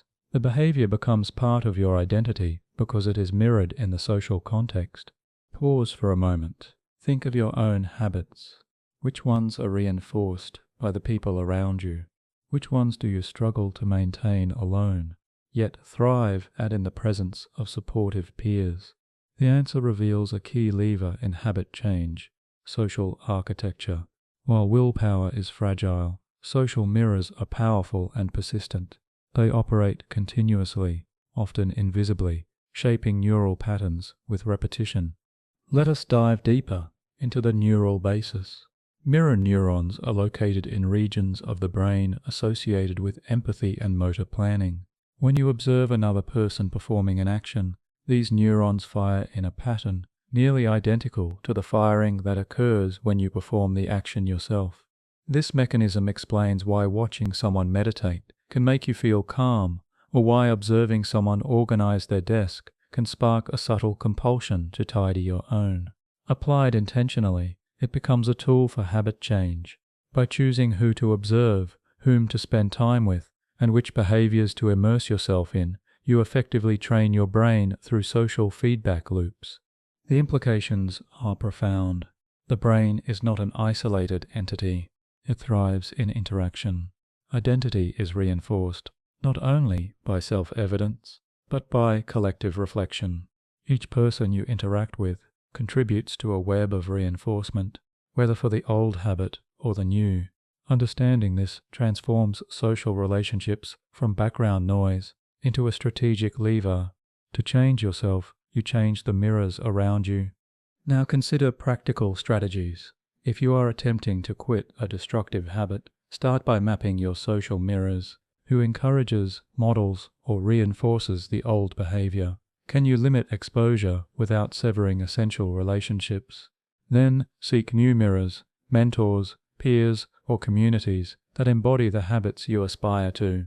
This does not mean abandoning everyone from your past. It means carefully curating the reflections you allow to shape your brain. But there is another dimension: accountability. Humans respond to observation not only because of imitation, but also because of reputational pressure. Even subtle social feedback, knowing that someone else is aware of your intentions, can dramatically influence behavior. Studies in psychology show that when people publicly commit to a goal or share their progress with supportive peers, adherence improves dramatically. The mirror is not passive, it is active, guiding and reinforcing. Think of identity as a tapestry and social mirrors as the hands of other weavers.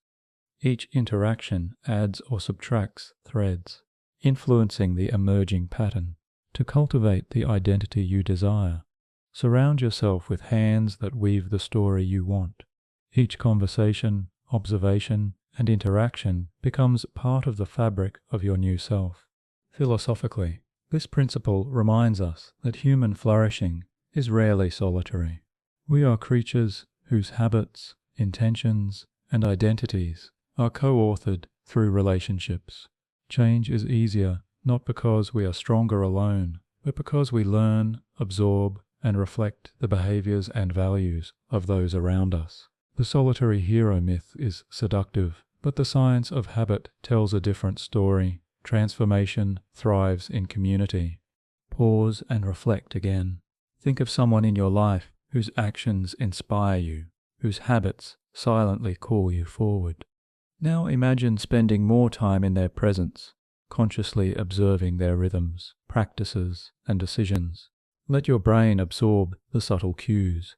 Watch how they handle stress, how they approach challenges, how they respond to cravings.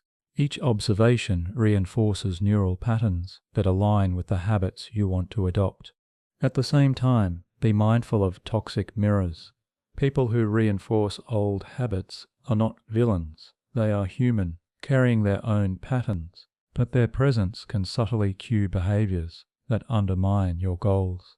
Recognizing this is not judgment, it is awareness. It allows you to strategically navigate your social landscape, just as you would adjust the layout of a room to reduce friction. Adjust the composition of your social mirrors to support growth.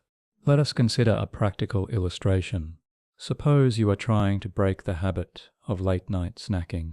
Alone, your willpower may be weak and the habit strong, but in the presence of a friend who eats mindfully, drinks tea instead, and leaves the kitchen early, your brain receives constant social feedback.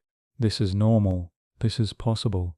This is who I can be. You may find it easier to resist, not because of force, but because the mirror shows a viable alternative. Now expand this concept.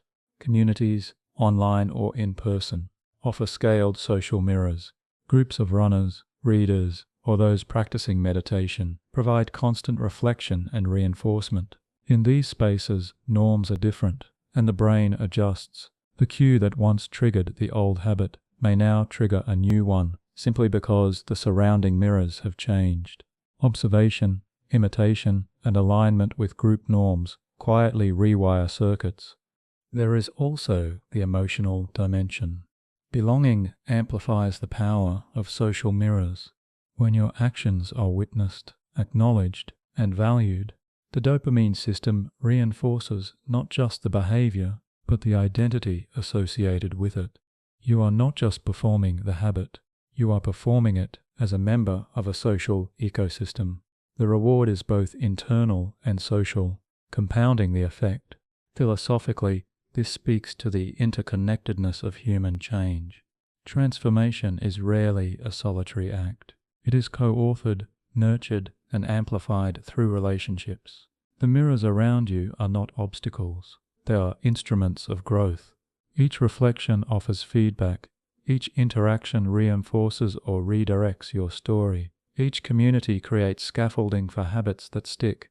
Pause and reflect. What mirrors do you currently inhabit? Which ones support the person you wish to become? Which ones subtly reinforce old loops? Awareness alone can shift your trajectory.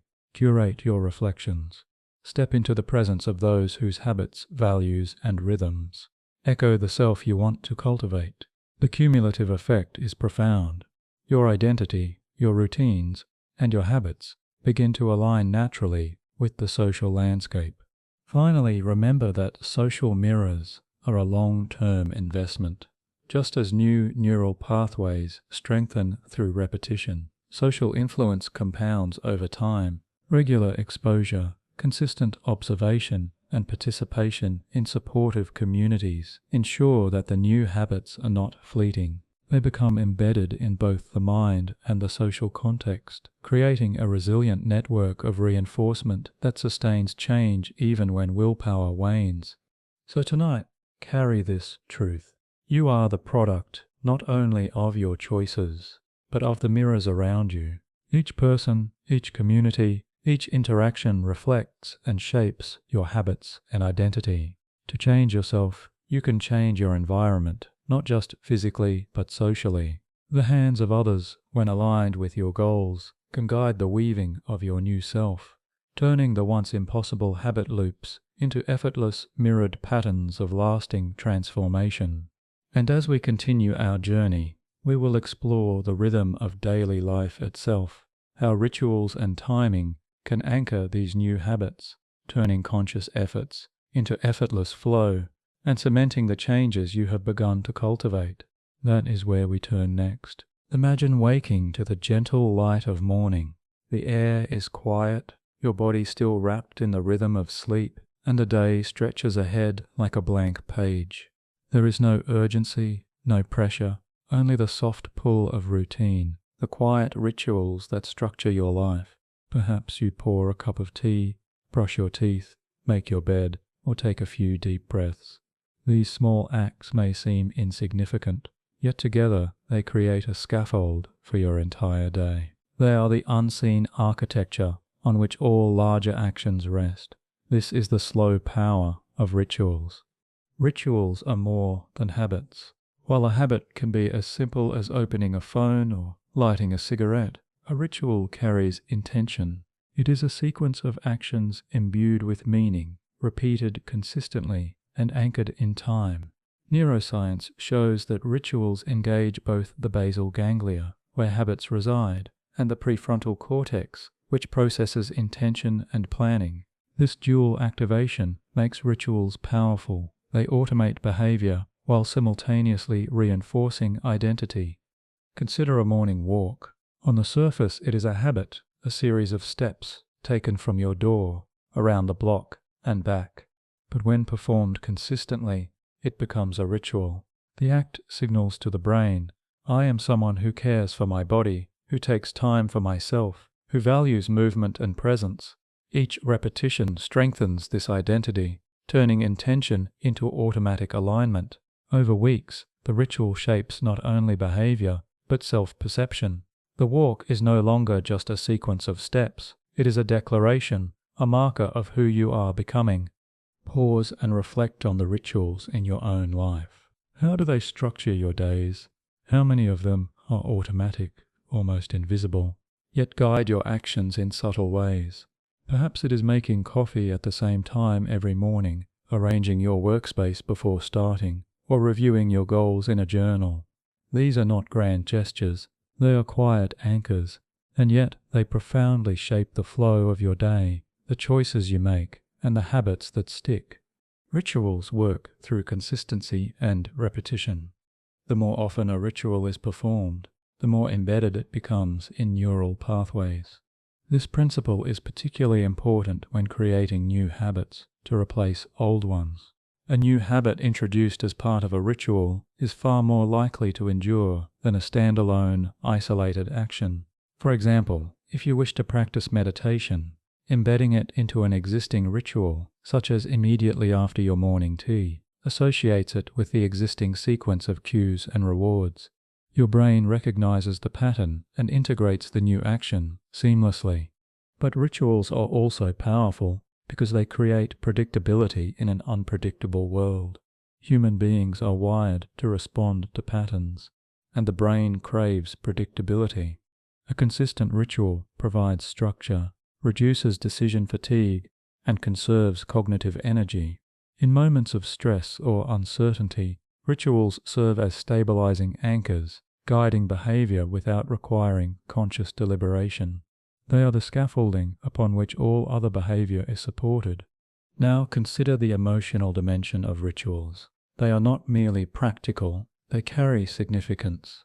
Lighting a candle before writing, arranging your desk before work, or pausing to take 3 deep breaths before speaking, all transform mundane actions into meaningful gestures. These symbolic acts engage the limbic system, which processes emotion, reinforcing the reward associated with the behavior. Over time, the ritual becomes pleasurable in itself, a source of intrinsic motivation that strengthens habit loops without relying solely on willpower. Rituals also influence timing. Anchoring a new behavior to a specific time of day or sequence of events enhances consistency. For example, brushing your teeth after waking and before bed is effective not merely because it is repeated, but because it is anchored to consistent temporal cues. Similarly, performing a brief mindfulness exercise immediately after lunch leverages the predictable rhythm of your day. Timing matters. When a habit is tied to an established rhythm, it requires less conscious effort and becomes more resilient. Pause and reflect again. Which parts of your day are already ritualized? Which actions repeat predictably, giving you structure and stability? Which behaviors could be strengthened by embedding them into a ritual sequence? The answers reveal the architecture already present in your life, the foundation upon which new habits can grow. Let us also explore the social dimension. Rituals often thrive in community. Consider the shared rituals of meals, exercise classes, or team meetings. These collective patterns not only guide individual behavior, but reinforce identity through social validation. Neuroscience shows that social reinforcement, activates dopamine pathways, enhancing learning and repetition. By participating in communal rituals, you leverage both social mirrors and intrinsic motivation, creating a powerful synergy for habit formation.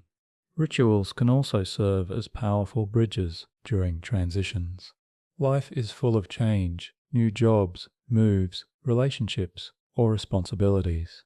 During these periods, habits often falter because cues and routines are disrupted. Rituals act as anchors, stabilizing the mind and body, maintaining consistency amidst uncertainty. For example, a brief morning meditation or stretching session can serve as a ritual anchor during relocation or a new work schedule, providing continuity and grounding amidst change. Consider another powerful aspect. Rituals create a sense of control. In a world that often feels chaotic, small, consistent practices give the brain a sense of predictability.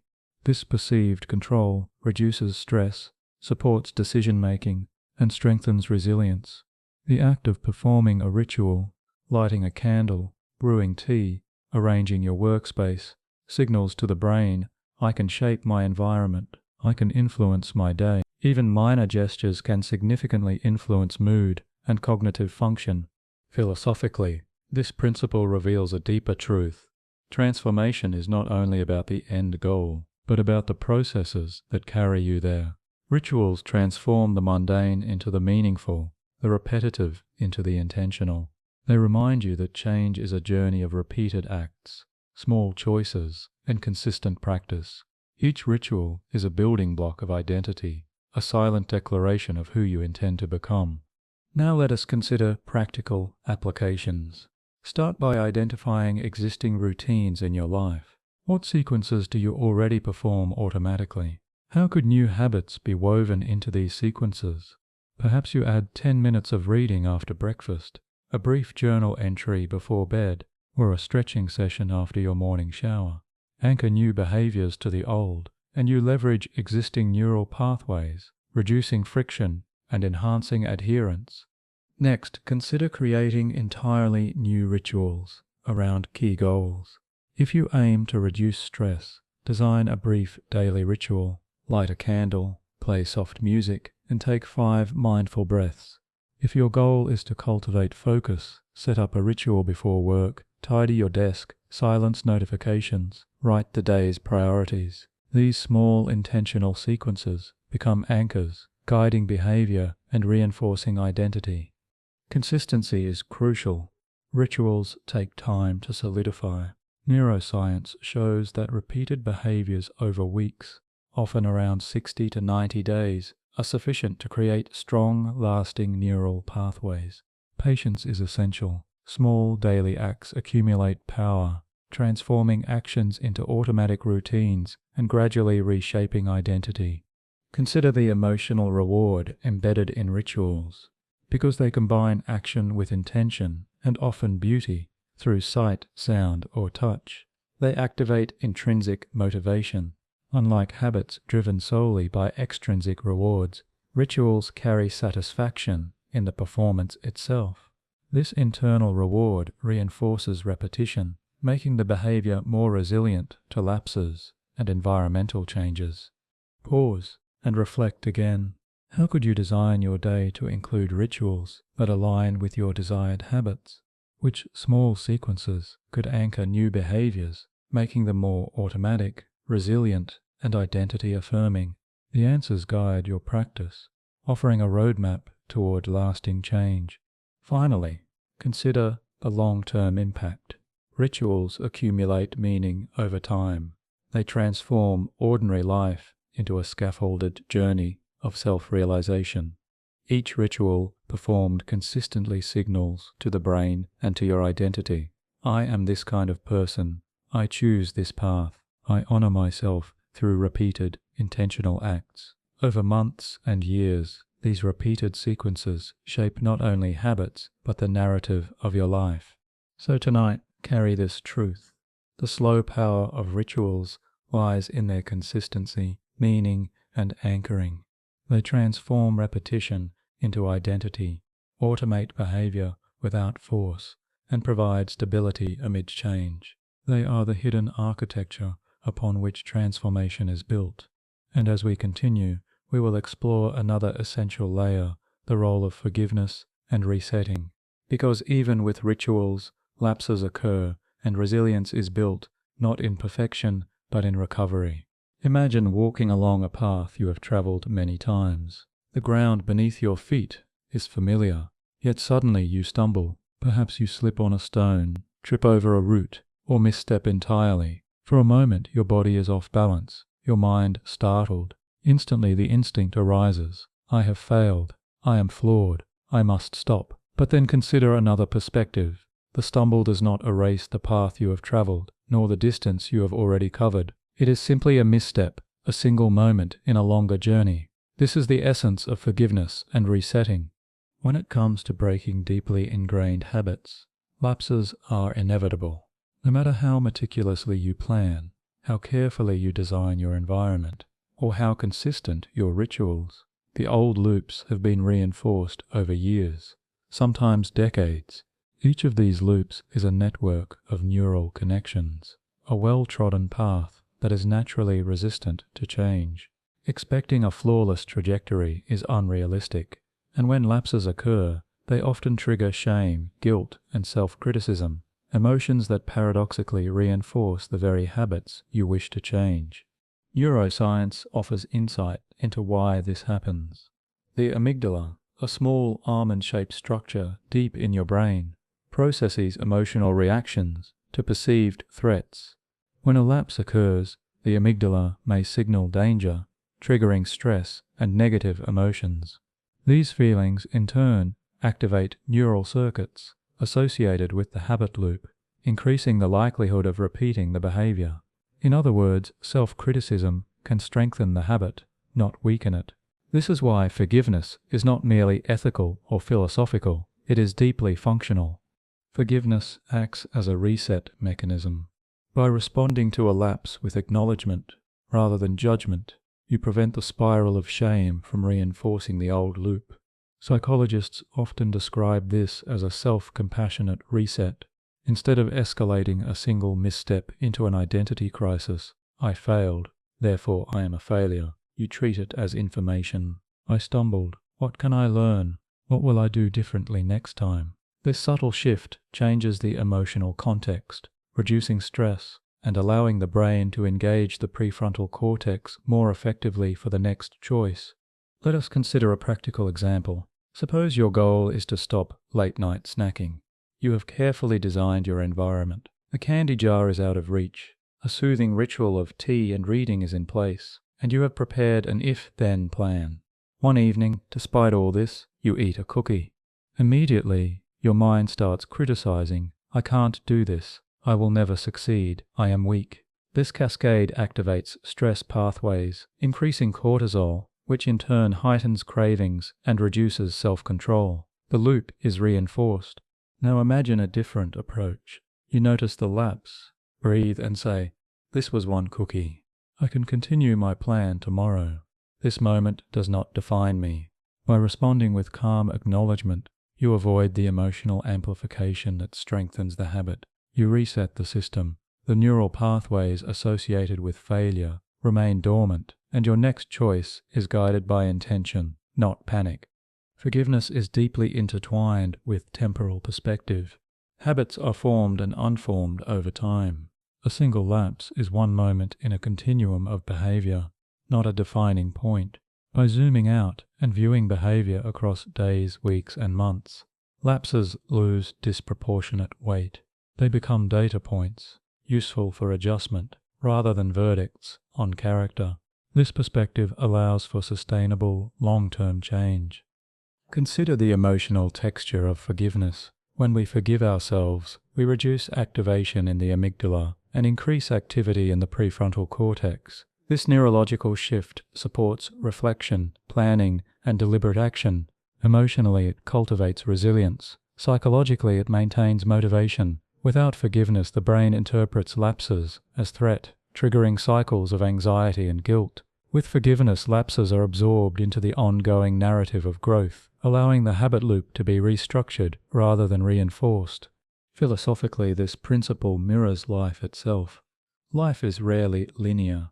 We stumble, we falter, we make mistakes. Progress is often iterative rather than immediate. By embracing forgiveness, we align our inner narrative with reality. We acknowledge imperfection, accept the learning curve, and maintain agency in the face of setbacks. This is not resignation, it is strategic resilience. Resetting works in tandem with forgiveness. Once you acknowledge a lapse without judgment, the next step is to reset. Return to your desired routine as quickly as possible. This is where rituals, environmental design, and if-then plans converge. The faster you return to your intentional behavior after a slip, the weaker the association between the lapse and the old habit loop becomes. Neuroscientists call this interruption of reinforcement. By breaking the link between cue and reward for the undesired behavior, you weaken the habit while strengthening alternative pathways. For instance, if you slip and eat a cookie at night, a reset might involve immediately performing your planned routine, brewing tea, reading, or journaling. This does not erase the lapse, but it reasserts the desired behavior in the sequence of cues and rewards. Each reset acts like a corrective nudge, reinforcing that the loop can unfold differently. Over time, these small resets accumulate into durable change. Pause here and reflect. How many of your previous failures could have been reframed as opportunities for reset, if viewed through the lens of forgiveness? How much energy is lost in spiraling shame, and how much could be redirected toward constructive action? Awareness of this process is itself a powerful tool for habit transformation. Let us consider another layer, identity. Forgiveness and resetting are not only about immediate behavior, they reinforce the narrative of who you are becoming. By responding to lapses with compassion and proactive action, you signal to yourself that mistakes do not define you. You are someone who continues, someone who learns, someone who adapts. Each reset reinforces the identity of resilience, not failure. Over time, the old self defined by guilt and repeated lapses fades in relevance. The interplay between forgiveness, resetting, and rituals creates a robust architecture for change. Rituals provide the structure, cues, and environmental design provide guidance, and forgiveness ensures that inevitable deviations do not collapse the system. Together, these elements form a resilient framework that allows you to navigate setbacks without abandoning progress. Consider a metaphor: climbing a steep hill. You may stumble on rocks or lose your footing on loose soil. If you respond with self-criticism, you may freeze, slide, or abandon the climb entirely. But if you treat each stumble as information, regain your balance, and continue upward, you will eventually reach the summit. Forgiveness is the steadying hand. Resetting is the careful step. Rituals and structure are the path itself. The climb continues, despite temporary setbacks. Now reflect on your own habits. Which behaviors have been reinforced by shame after lapses? Which could be transformed if met with calm acknowledgement and immediate reset? The difference is not trivial. By changing your response to setbacks, you fundamentally alter the reinforcement landscape in your brain. Lapses become moments of learning rather than collapse. Forgiveness also extends to emotional and psychological dimensions beyond the habit itself. Many people carry narratives of past failure that color their self-concept. The practice of forgiving oneself for minor lapses in daily habits can generalize to broader self-compassion. Each moment of non-judgmental reset strengthens not only the habit, but also the internal environment of resilience and confidence.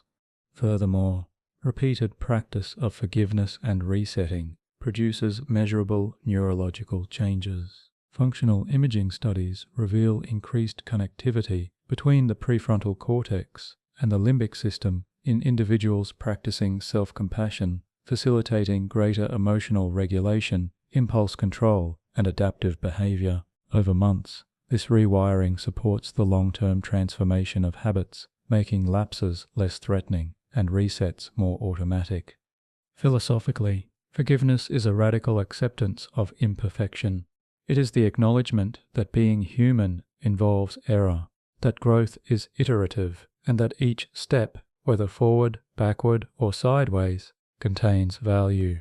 Resetting is the action that translates acceptance into change. Without forgiveness, resets are impossible because the emotional weight of failure blocks deliberate action.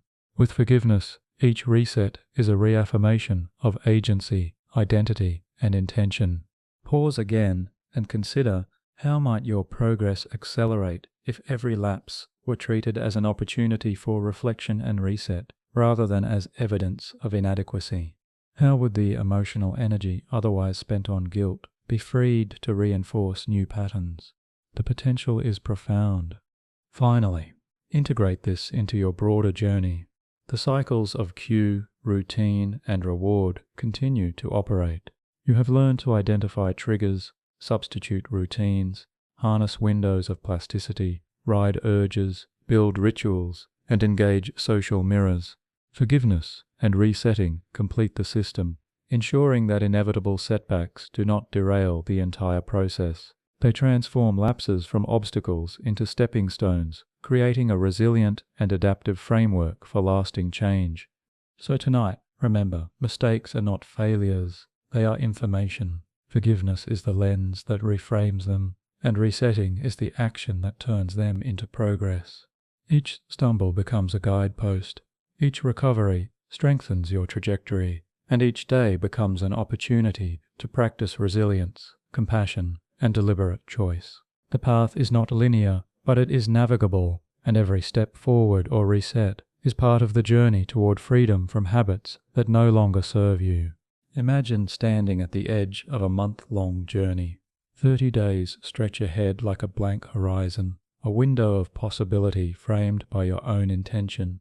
Each day is a stepping stone, a chance to align behavior with identity, to reinforce new routines, to weaken old habits. This is the essence of the 30-day reset, a structured, patient, and deliberate approach to habit transformation that leverages the power of repetition, consistency, and timing. The concept of 30 days is not arbitrary. Research in behavioral science shows that habits consolidate over weeks of consistent practice. While the oft-cited 21-day rule is oversimplified, studies indicate that significant behavior change occurs when actions are repeated over a sustained period, typically ranging from 30 to 90 days, depending on complexity, individual variability, and environmental support. A month provides a manageable horizon, long enough to establish rhythm, short enough to maintain focus. Within this framework, small daily choices accumulate, building neural pathways and reshaping identity incrementally yet profoundly. Begin by acknowledging the power of starting small. The 30-day reset is not about radical overhaul. It is about incremental alignment, selecting one or two key habits and embedding them into daily life in ways that are achievable. This may be waking up 5 minutes earlier, practicing a brief meditation, journaling a few lines each night, or walking for 10 minutes after lunch. These actions may seem minor, but they are sufficient to initiate neural and behavioral change. The brain responds to consistency more than magnitude. Even a single minute of focused attention on a new habit creates neural activation that grows stronger with repetition. Now consider structure. Each day in the 30-day reset should follow a simple framework: cue, routine, reward, and reflection. The cue anchors the habit, morning, evening, before or after an existing ritual. The routine is the behavior itself, your chosen action.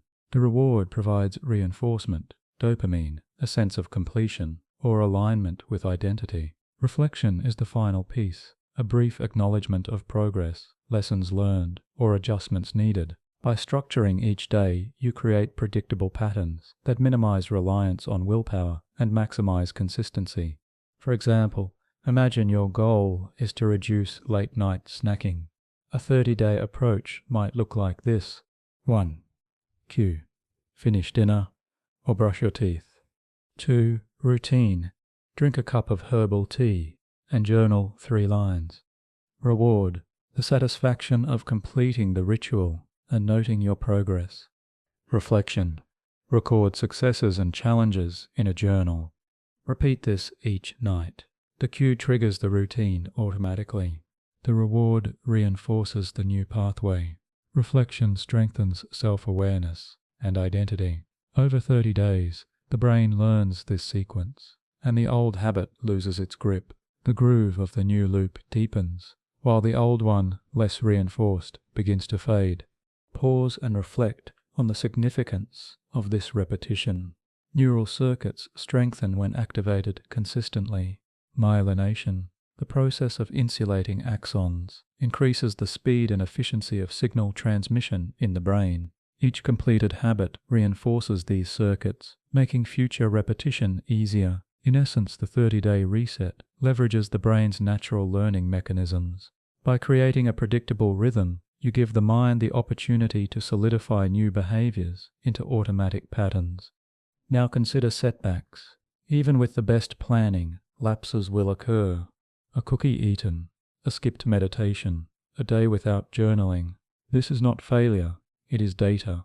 The 30-day reset is designed to be forgiving. Forgiveness and reset are built into the framework. A lapse does not erase the entire sequence. You acknowledge the deviation, reflect on it briefly, and return to the habit the next day. Over 30 days, resilience and recovery are reinforced just as much as the habits themselves. This is critical. The ability to restart without self-criticism determines the long-term durability of change.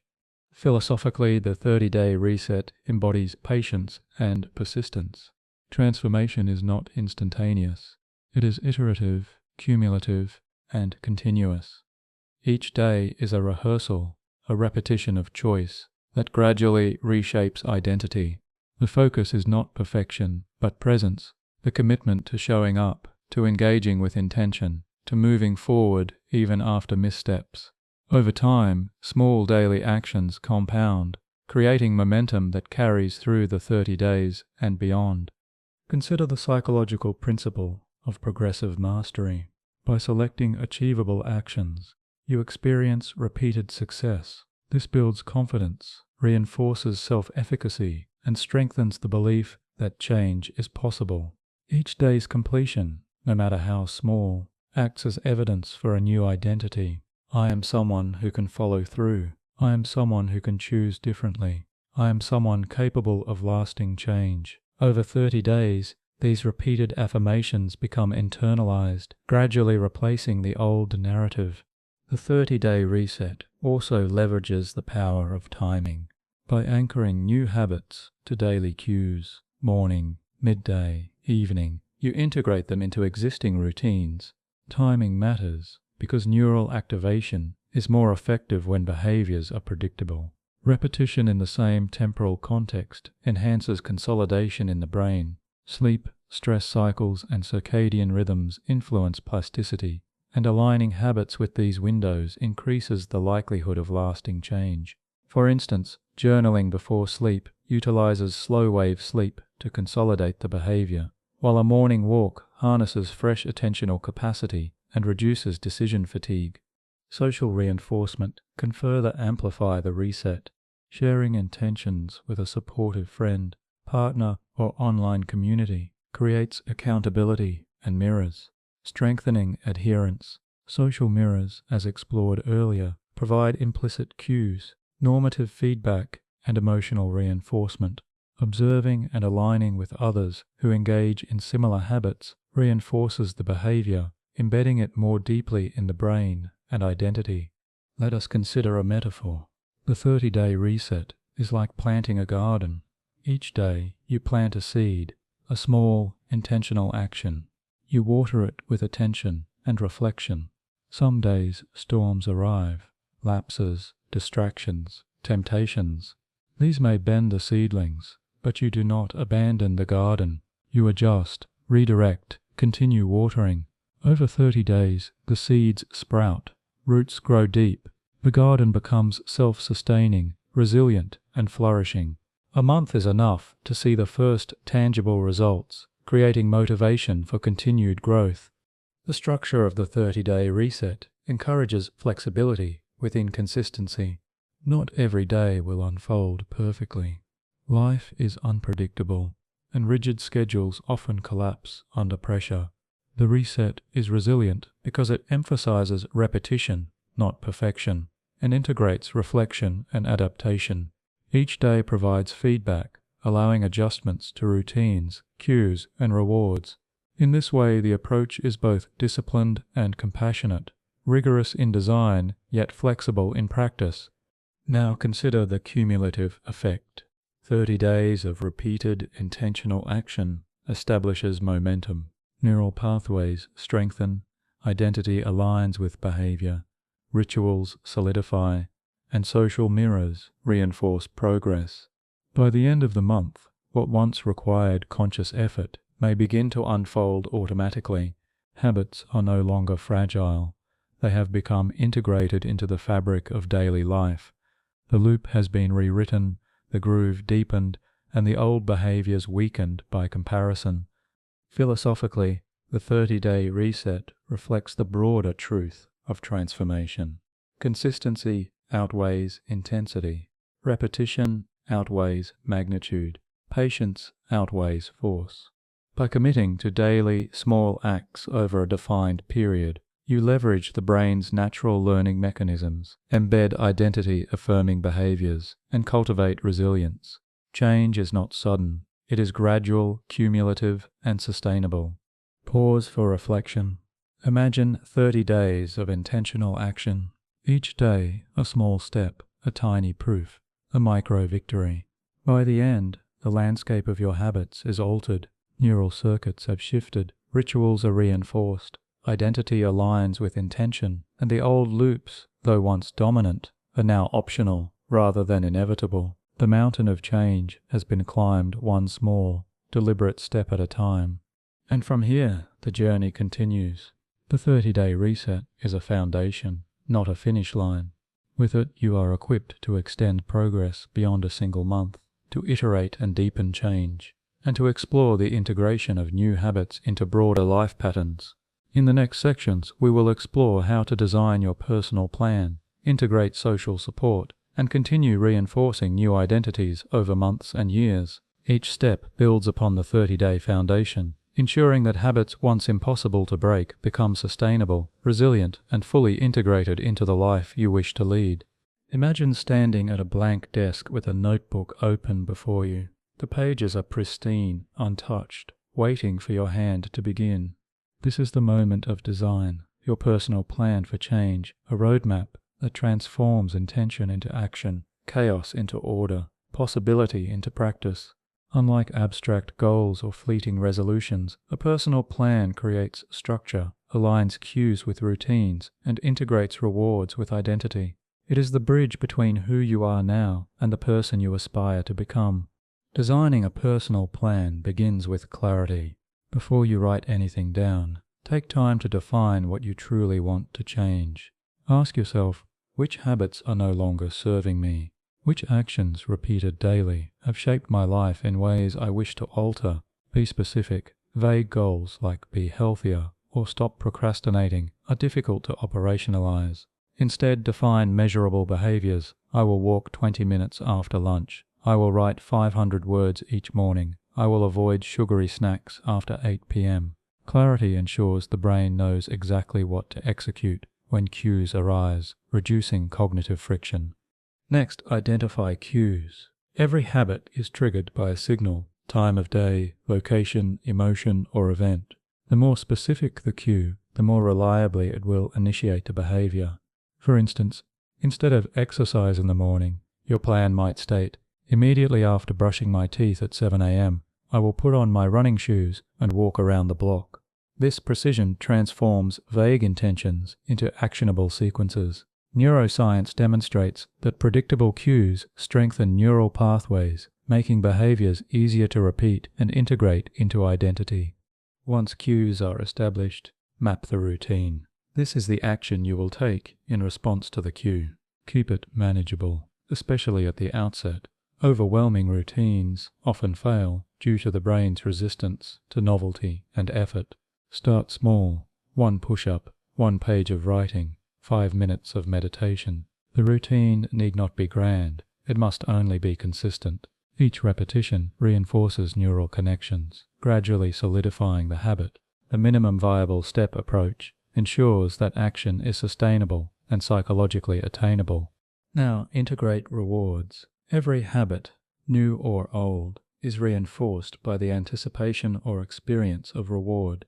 This may be intrinsic, like a sense of achievement, satisfaction or calm, or extrinsic, such as marking progress in a journal or sharing your completion with a supportive friend. The brain encodes these rewards as positive reinforcement, strengthening the behavior loop. A well-designed plan pairs action with immediate reward, creating momentum that carries you forward through days, weeks, and months. An effective personal plan also accounts for obstacles. Predicting potential challenges allows you to prepare strategies in advance. These obstacles may be internal, such as fatigue, cravings, or negative self-talk, or external, such as disruptions in schedule, travel, or social pressures. Use if-then strategies here. If I feel too tired to walk, then I will perform 10 minutes of stretching in place. If I encounter a craving, then I will drink a glass of water and step outside. Anticipating barriers transforms them from threats into manageable variables, reducing reliance on willpower and increasing the likelihood of consistent execution. Reflection and tracking are the next pillars. At the end of each day, take a few minutes to review your progress. Record successes, note challenges, and identify patterns.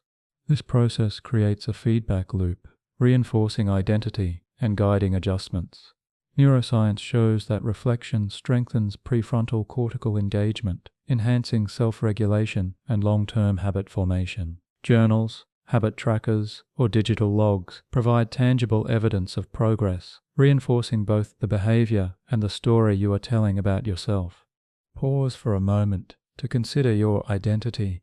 Your personal plan is not only about behaviors, it is about who you are becoming. Each action, repeated daily, contributes to the narrative of self. You are not simply performing exercises, journaling, or avoiding snacks. You are signaling to yourself and your brain, I am someone who follows through. I am someone capable of change. I am someone who acts in alignment with my goals. The personal plan transforms intention into repeated, identity-affirming action. Let us explore the interplay of timing and environment within your plan. Habits are easier to adopt when embedded in consistent temporal and spatial contexts. Morning routines leverage fresh cognitive energy and decision-making capacity. Evening rituals utilize slower, reflective brain states conducive to consolidation. Spatial anchors, like placing running shoes by the door or a journal on your nightstand, act as cues that reduce friction and automate behavior. Your plan should integrate these factors for maximal effectiveness. Social integration is another essential element. Including social mirrors or accountability partners strengthens adherence and identity reinforcement. Sharing goals with trusted peers, joining groups aligned with your desired habits, or simply reporting progress can increase consistency. Social feedback amplifies reward pathways, reinforces commitment, and provides a supportive mirror that encourages persistence. Your personal plan should not exist in isolation. It benefits from embedding within a social ecosystem. Now consider flexibility. A plan is a map, not a prism. Life is unpredictable, and rigid adherence can create frustration or guilt when deviations occur. Incorporate mechanisms for forgiveness and reset. Acknowledge lapses without judgment, note lessons, and return to the routine promptly. This iterative approach balances structure with adaptability, preserving momentum and sustaining long-term engagement. Neuroscience indicates that stress or self-criticism following lapses can activate neural circuits associated with reward seeking, often reinforcing the undesired habit. Forgiveness neutralizes these circuits, enabling recalibration and continued progress. The 30-day reset can serve as a foundation for your personal plan.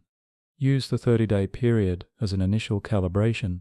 Select 1 or 2 primary habits, Repeat them daily and track progress. Following the month, expand or layer additional habits. The cumulative effect of repeated micro-habits creates compounding change, gradually reshaping identity, routines, and neural pathways.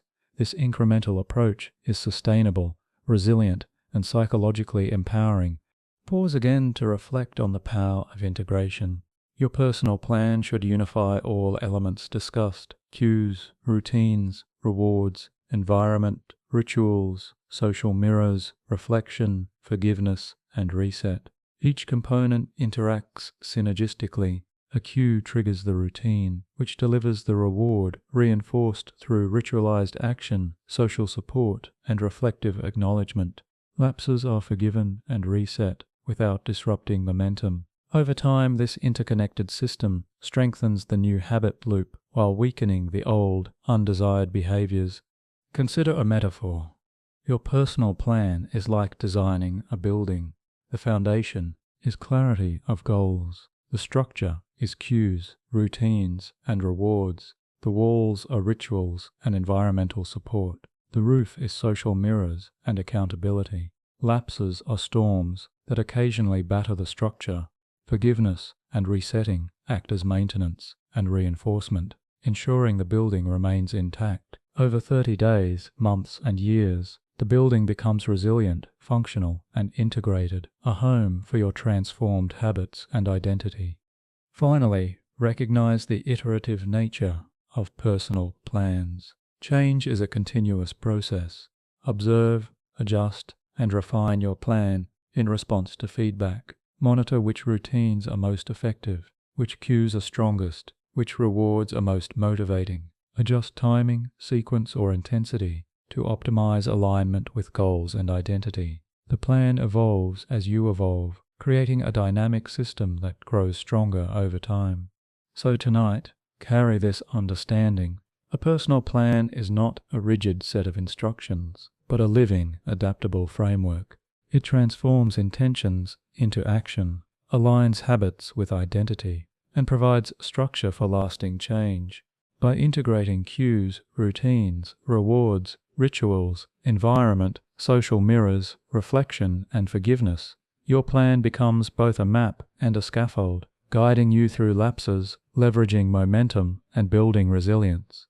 The person you are becoming emerges not through chance, but through deliberate design, repeated action, and thoughtful integration. And as we continue our journey, we will explore the final stages of mastery, how to maintain progress beyond the initial plan, scale behaviors, and integrate new habits into lifelong identity. This ensures that change is not temporary, but enduring, resilient, and fully aligned with the self you are cultivating. Imagine standing on a hill at dawn, overlooking a vast landscape. Behind you stretches the path you have walked, the 30-day reset, the micro-habits, the rituals, the substitutions, the social mirrors, and the repeated acts of forgiveness and reset. Each step has built momentum. Each choice has contributed to the architecture of a new self. Ahead, the terrain stretches wide, open, and uncharted. The rest of your life. Integration and lifelong alignment are the processes of carrying the principles you've cultivated into every facet of your being, ensuring that transformation is enduring, coherent, and deeply connected to your identity. Integration begins with synthesis. All the tools and strategies explored, cue identification, habit substitution, if-then planning, rituals, social mirrors, forgiveness, scaling, are not isolated. They form a coherent system. To maintain lifelong change, these elements must be woven together seamlessly, creating a framework that supports both automatic behavior and conscious alignment. Just as individual threads form a tapestry, these principles interlace, reinforcing each other and creating a resilient structure. Consider your habits as streams of water. Each small habit, repeated and reinforced, is a current flowing through the landscape of your mind. If left isolated, currents may erode their banks unevenly, dry up, or overflow in unpredictable ways. Integration is the act of connecting streams, channeling them into rivers, lakes, and ponds that sustain the ecosystem. It ensures that the energy of each habit reinforces others, that routines support identity, and that actions are coherent with long-term goals. The first step in integration is alignment with identity. Lifelong change is most robust when habits reflect who you truly are or wish to become. Identity is the anchor, the internal compass that guides behavior. Every habit you cultivate should serve this larger narrative. Ask yourself, do these actions align with my values? Do they reinforce the person I aspire to be? When habits resonate with identity, they are intrinsically motivated and require less external enforcement. Your brain recognizes these routines as meaningful, not merely functional, increasing neural reinforcement and making them more resistant to disruption. Next is coherence across contexts. Habits often fracture when environments change. Travel, career shifts, family dynamics, or life transitions can disrupt routines. Integration requires anticipating variability and embedding flexibility. Design your habits to be portable. Meditation can occur in your office or on a train. Journaling can take place digitally or on paper. Exercise can adapt to space, weather, or time constraints. The underlying principle remains while the execution adapts. This flexibility ensures durability. Ritualization enhances integration. Rituals anchor habits across contexts, linking cues, routines, and rewards in repeatable sequences. Consider the morning ritual of stretching, reading, and reflecting. The individual components are habits, but their combination into a ritual provides coherence, meaning, and identity reinforcement. Over time, rituals become symbolic markers of personal values and intentions, signaling to your brain and to yourself who you are and what you prioritize. Integration leverages these rituals to extend the influence of habits across time and situations. Social systems are equally critical. Integration is not solely individual. It encompasses relationships, community, and culture. Social mirrors, accountability, and shared rituals create scaffolding that reinforces alignment. When your environment reflects your desired behaviors, friends who value growth, colleagues who model discipline, or online communities that encourage consistent practice, the brain receives continuous reinforcement. Social integration ensures that habits are resilient against isolation, stress, or temptation, embedding your behaviors in a supportive ecosystem. Reflection is another pillar of lifelong alignment. Daily, weekly, and monthly reflection provides feedback loops that allow for adjustment and refinement. Observe patterns, identify bottlenecks, and celebrate successes. Reflection enhances awareness of triggers, cues, and rewards, facilitating ongoing optimization. Neuroscience indicates that reflective practice strengthens prefrontal cortical networks, enhancing executive function and self-regulation. Over time, reflection converts experience into wisdom, consolidating not only habits, but identity itself. Integration also requires ongoing calibration of rewards. Early habits rely heavily on reinforcement, dopamine, social recognition, or tangible progress markers. Over time, intrinsic motivation should gradually assume dominance. Lifelong alignment is sustained when habits carry internal meaning, the satisfaction of acting in alignment with values, the pride of consistency, the calm of deliberate choice. External rewards remain useful, but are secondary. Intrinsic alignment ensures habits endure beyond initial novelty or extrinsic incentives. Pause and consider the role of adaptation. Life is dynamic, and circumstances evolve. Lifelong alignment is not static, it is responsive. Periodically revisit goals, routines, and environmental designs. Adjust for changing priorities, capacities, or contexts. Integration is both a framework and a living system, evolving with your experience while maintaining coherence with identity. This adaptability ensures resilience against life's unpredictability. Forgiveness and reset remain essential in lifelong alignment. Even with integrated systems, lapses occur. Habits can be disrupted by illness, stress, or major life events. The capacity to forgive yourself and reset without abandoning progress maintains long-term consistency. Neuroscience shows that resilience in habit maintenance is as dependent on recovery from lapses as on initial adherence.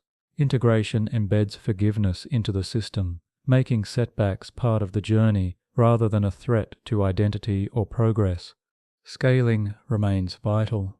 Lifelong alignment is not about maintaining static routines. It is about expanding, deepening, and layering behaviors. A habit of walking may evolve into running, hiking, or yoga. Journaling may expand into creative writing, reflection, or goal planning. The principle is progressive enrichment. Habits are not endpoints, but foundations for broader development. Scaling ensures that routines continue to challenge, engage, and reinforce identity across time. Now consider the metaphysical dimension. Lifelong alignment is ultimately about coherence between action, identity, and meaning. Habits are not isolated mechanical loops. They are expressions of values, priorities, and character. Integration ensures that behaviors resonate with the self you wish to embody, creating a life where daily actions are congruent with broader goals. This coherence reduces internal conflict, enhances psychological well-being, and fosters the sense that life is intentional rather than chaotic. Integration is also about energy management. Habits, rituals, social alignment, reflection, and scaling collectively reduce cognitive load.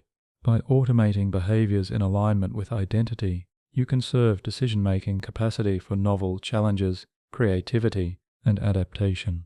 Neuroscience confirms that automaticity in well-practiced habits frees prefrontal resources for higher-order planning. Integration, therefore, enhances both efficiency and freedom, enabling you to live more deliberately while maintaining consistent growth. Pause and visualize the holistic landscape of lifelong alignment. Cues, routines, rewards, rituals, social mirrors, reflection, forgiveness, scaling, and identity converge to form a coherent system. Each element reinforces the others, creating a self-sustaining network. Lapses no longer derail progress. Challenges become opportunities for adaptation. Identity guides behavior, and behavior in turn reinforces identity. Habits are no longer random or reactive. They are aligned with intention, purpose, and meaning. Consider a practical scenario. You wish to maintain physical health, creative practice, and emotional resilience over years. Begin with small, integrated routines, morning stretches, brief journaling, daily connection with friends or mentors. Anchor them to existing cues, embed them in rituals, and track progress through reflection. Gradually scale intensity and complexity, adjusting for context, and integrating new habits as identity evolves. Social mirrors provide reinforcement, and forgiveness ensures resilience after lapses. Over time, these systems coalesce into a life aligned with your deepest intentions, not dependent on external pressure or fleeting motivation. Philosophically, lifelong alignment reframes transformation. Change is not a sprint, a single heroic leap, or a series of isolated victories. It is a continuous process of integration, adaptation, and reflection. Each day, each choice, and each moment of reset contributes to a coherent trajectory. Habits are the building blocks, but alignment is the architecture that holds them together, allowing freedom, growth, and resilience to flourish across decades. Finally, integration provides perspective. When habits are fully aligned with identity and purpose, the journey of change becomes sustainable, flexible, and deeply satisfying. Setbacks are reframed as information, not failure. Effort becomes deliberate practice rather than frantic struggle. Social and environmental support reinforce progress, while rituals and reflection maintain coherence. Over years, this alignment transforms daily life from reactive existence to intentional living, creating a foundation for lifelong growth and fulfillment. So tonight, carry this vision. Your habits, identity, and intentions are not separate forces in conflict. They are threads of the same fabric. Integration weaves them into a coherent system, resilient to disruption, adaptive to change, and deeply aligned with who you are and who you wish to become. Through consistent practice, scaling, reflection, social reinforcement, and forgiveness, you create not just temporary change, but a life in alignment, a rhythm of habits, identity, and meaning that endures, strengthens, and expands across a lifetime. Imagine standing at the edge of a vast forest. Behind you, the path you carved over the past 30 days stretches back, familiar and reassuring. Ahead, new trails extend into uncharted territory, long-term habits, integrated behaviors, and the landscapes of identity you are still building. Scaling habits and maintaining change is the art of navigating this forest, extending the reach of what you have established, while ensuring the roots of new routines grow deep and resilient. Scaling habits is a process of gradual expansion. The neural and behavioral pathways you have established are like small saplings. Each repetition, each ritual, each reflection strengthens the trunk, solidifying the foundation. But to create lasting transformation, these small habits must be extended, enriched, and layered to accommodate new dimensions of life. Scaling is not about intensity or extremity. It is about progressive adaptation, introducing complexity and challenge in ways the brain and identity can sustain. Consider an example. Suppose you have built a habit of walking 20 minutes after lunch. Scaling does not mean suddenly running 10 miles. Instead, you might gradually increase the walk, introduce intervals of brisk pace, or incorporate mindfulness during the walk. Each incremental step deepens the neural circuitry, enriches the reward, and aligns identity with action. The brain consolidates these expansions as part of the same pathway, making the habit more robust and flexible. Neuroscience demonstrates that scaling is essential for long-term habit maintenance. Neural pathways are reinforced by both repetition and novelty. Repeating the exact same routine endlessly can lead to plateau, where neural firing patterns become predictable and automatic without engagement. Introducing new elements, variations in context, timing, or intensity, activates additional neural circuits, reinforcing the habit while preventing stagnation. This ensures that the behavior remains resilient in changing circumstances. Now consider the social dimension of scaling. As habits grow, integrating them with social context enhances both sustainability and impact. Walking after lunch may begin as a solitary activity, but inviting a friend, joining a community group, or engaging in a social ritual around the habit adds layers of reinforcement. Social mirrors and accountability amplify neural reinforcement, making scaled habits more resilient. Furthermore, sharing progress and observing others' growth create feedback loops that encourage consistency and motivation. Reflection is crucial during scaling. Each expansion or modification should be accompanied by evaluation. How does this change feel? Is it sustainable? Does it align with identity? Are rewards sufficient? Reflection engages the prefrontal cortex, enabling conscious adjustments and strengthening executive function. By coupling scaling with deliberate reflection, you ensure that habits remain adaptive rather than rigid and aligned with long-term goals. Pause and consider the role of environment in scaling. As habits grow, cues and context must adapt. Walking after lunch may require different shoes for brisk intervals, or a new route to introduce novelty. Journaling habits may expand from 5 lines to 15, requiring more space or different tools. Adjusting the environment to accommodate scaled habits reduces friction, increases efficiency, and supports consistency. Environmental design and scaling are intertwined. Neglecting one can undermine the other. Philosophically, scaling reflects the principle of growth through deliberate expansion. Habits are not static. They are living systems. The person you are becoming is not a fixed point, but a trajectory. Scaling allows behaviors, identity, and skills to evolve in harmony. It embraces the paradox that lasting change requires both stability, the repeated foundation, and flexibility, the capacity to expand and adapt. Let us explore maintenance. Even after habits are scaled and integrated, long-term sustainability requires reinforcement. The brain tends to favor efficiency. If a habit is not reinforced, neural circuits weaken over time, a process known as synaptic pruning. Maintenance involves continued repetition, ritualized engagement, and occasional re-evaluation. It is not passive. It is an ongoing practice of nurturing, reviewing, and adapting the system you have built. Consider a practical framework for long-term maintenance. 1. Routine anchoring. Ensure habits are consistently linked to cues or rituals.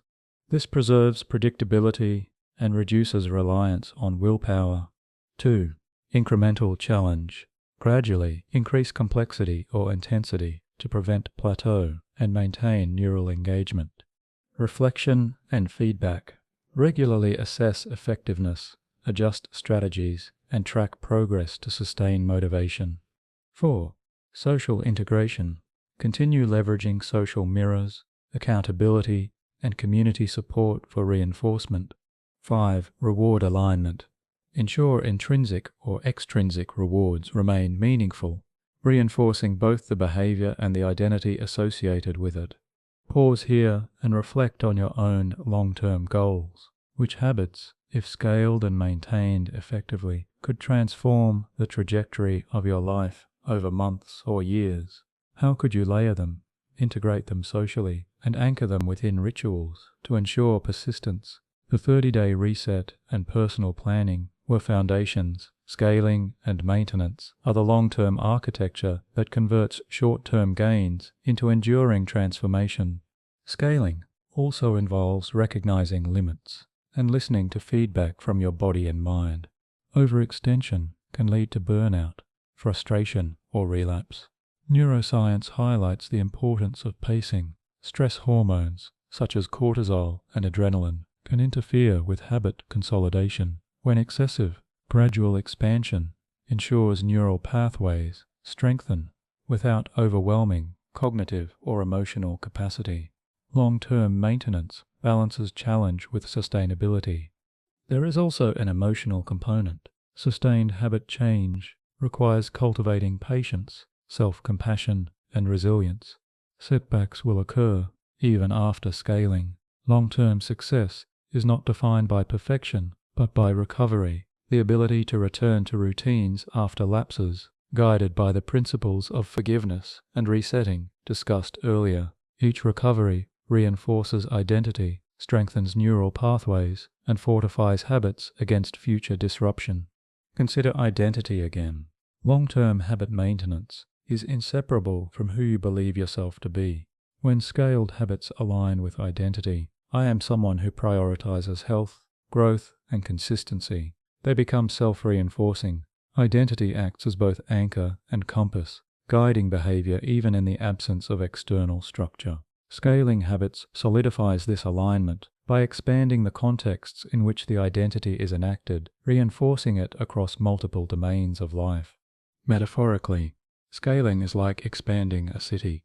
The first habit is the initial foundation, the first house, the first road. Scaling adds neighborhoods, infrastructure, and connectivity, extending the reach of the system while maintaining coherence. Maintenance ensures that roads are repaired, neighborhoods flourish, and the city remains functional and vibrant. Habits are the structures, rituals the streets, social mirrors the communities, and identity the blueprint guiding growth. Without scaling and maintenance, the city stagnates. With them, it thrives. Pause again. What would your habit city look like in 1, 3, or 5 years? How would each small action contribute to its expansion? How would scaling routines, integrating them socially, and anchoring them in identity create resilience and momentum? Visualizing this future reinforces motivation and provides clarity for the incremental steps needed today. Now consider the neurological dimension. Long-term maintenance involves continued engagement of both automatic and reflective systems. The basal ganglia store habitual routines, while the prefrontal cortex supervises alignment with goals and identity. Scaling ensures that both systems are continually reinforced. Automatic pathways solidify through repetition, while reflective engagement supports adaptation, novelty, and integration. The interaction of these systems allows habits to persist even under stress, distraction, or changing environments. Finally, consider the philosophical dimension. Habit change is a lifelong journey. Scaling and maintenance remind us that transformation is not a momentary event, but a continuous practice. The person you become is shaped not only by initial efforts, but by sustained engagement, adaptation, and reflection. Each day, choice and reset contributes to a trajectory that, over months and years, reshapes identity, behavior, and neural architecture. True mastery is not perfection, it is persistence, alignment, and resilience. So tonight, carry this truth. Scaling habits and maintaining them over the long term transforms temporary efforts into lasting identity. By expanding routines, integrating social mirrors, reinforcing rituals, reflecting on progress, and cultivating resilience through forgiveness and reset, you build a system that thrives beyond the initial 30 days. You transform not only what you do, but who you are, and set the foundation for lifelong growth, freedom, and intentional living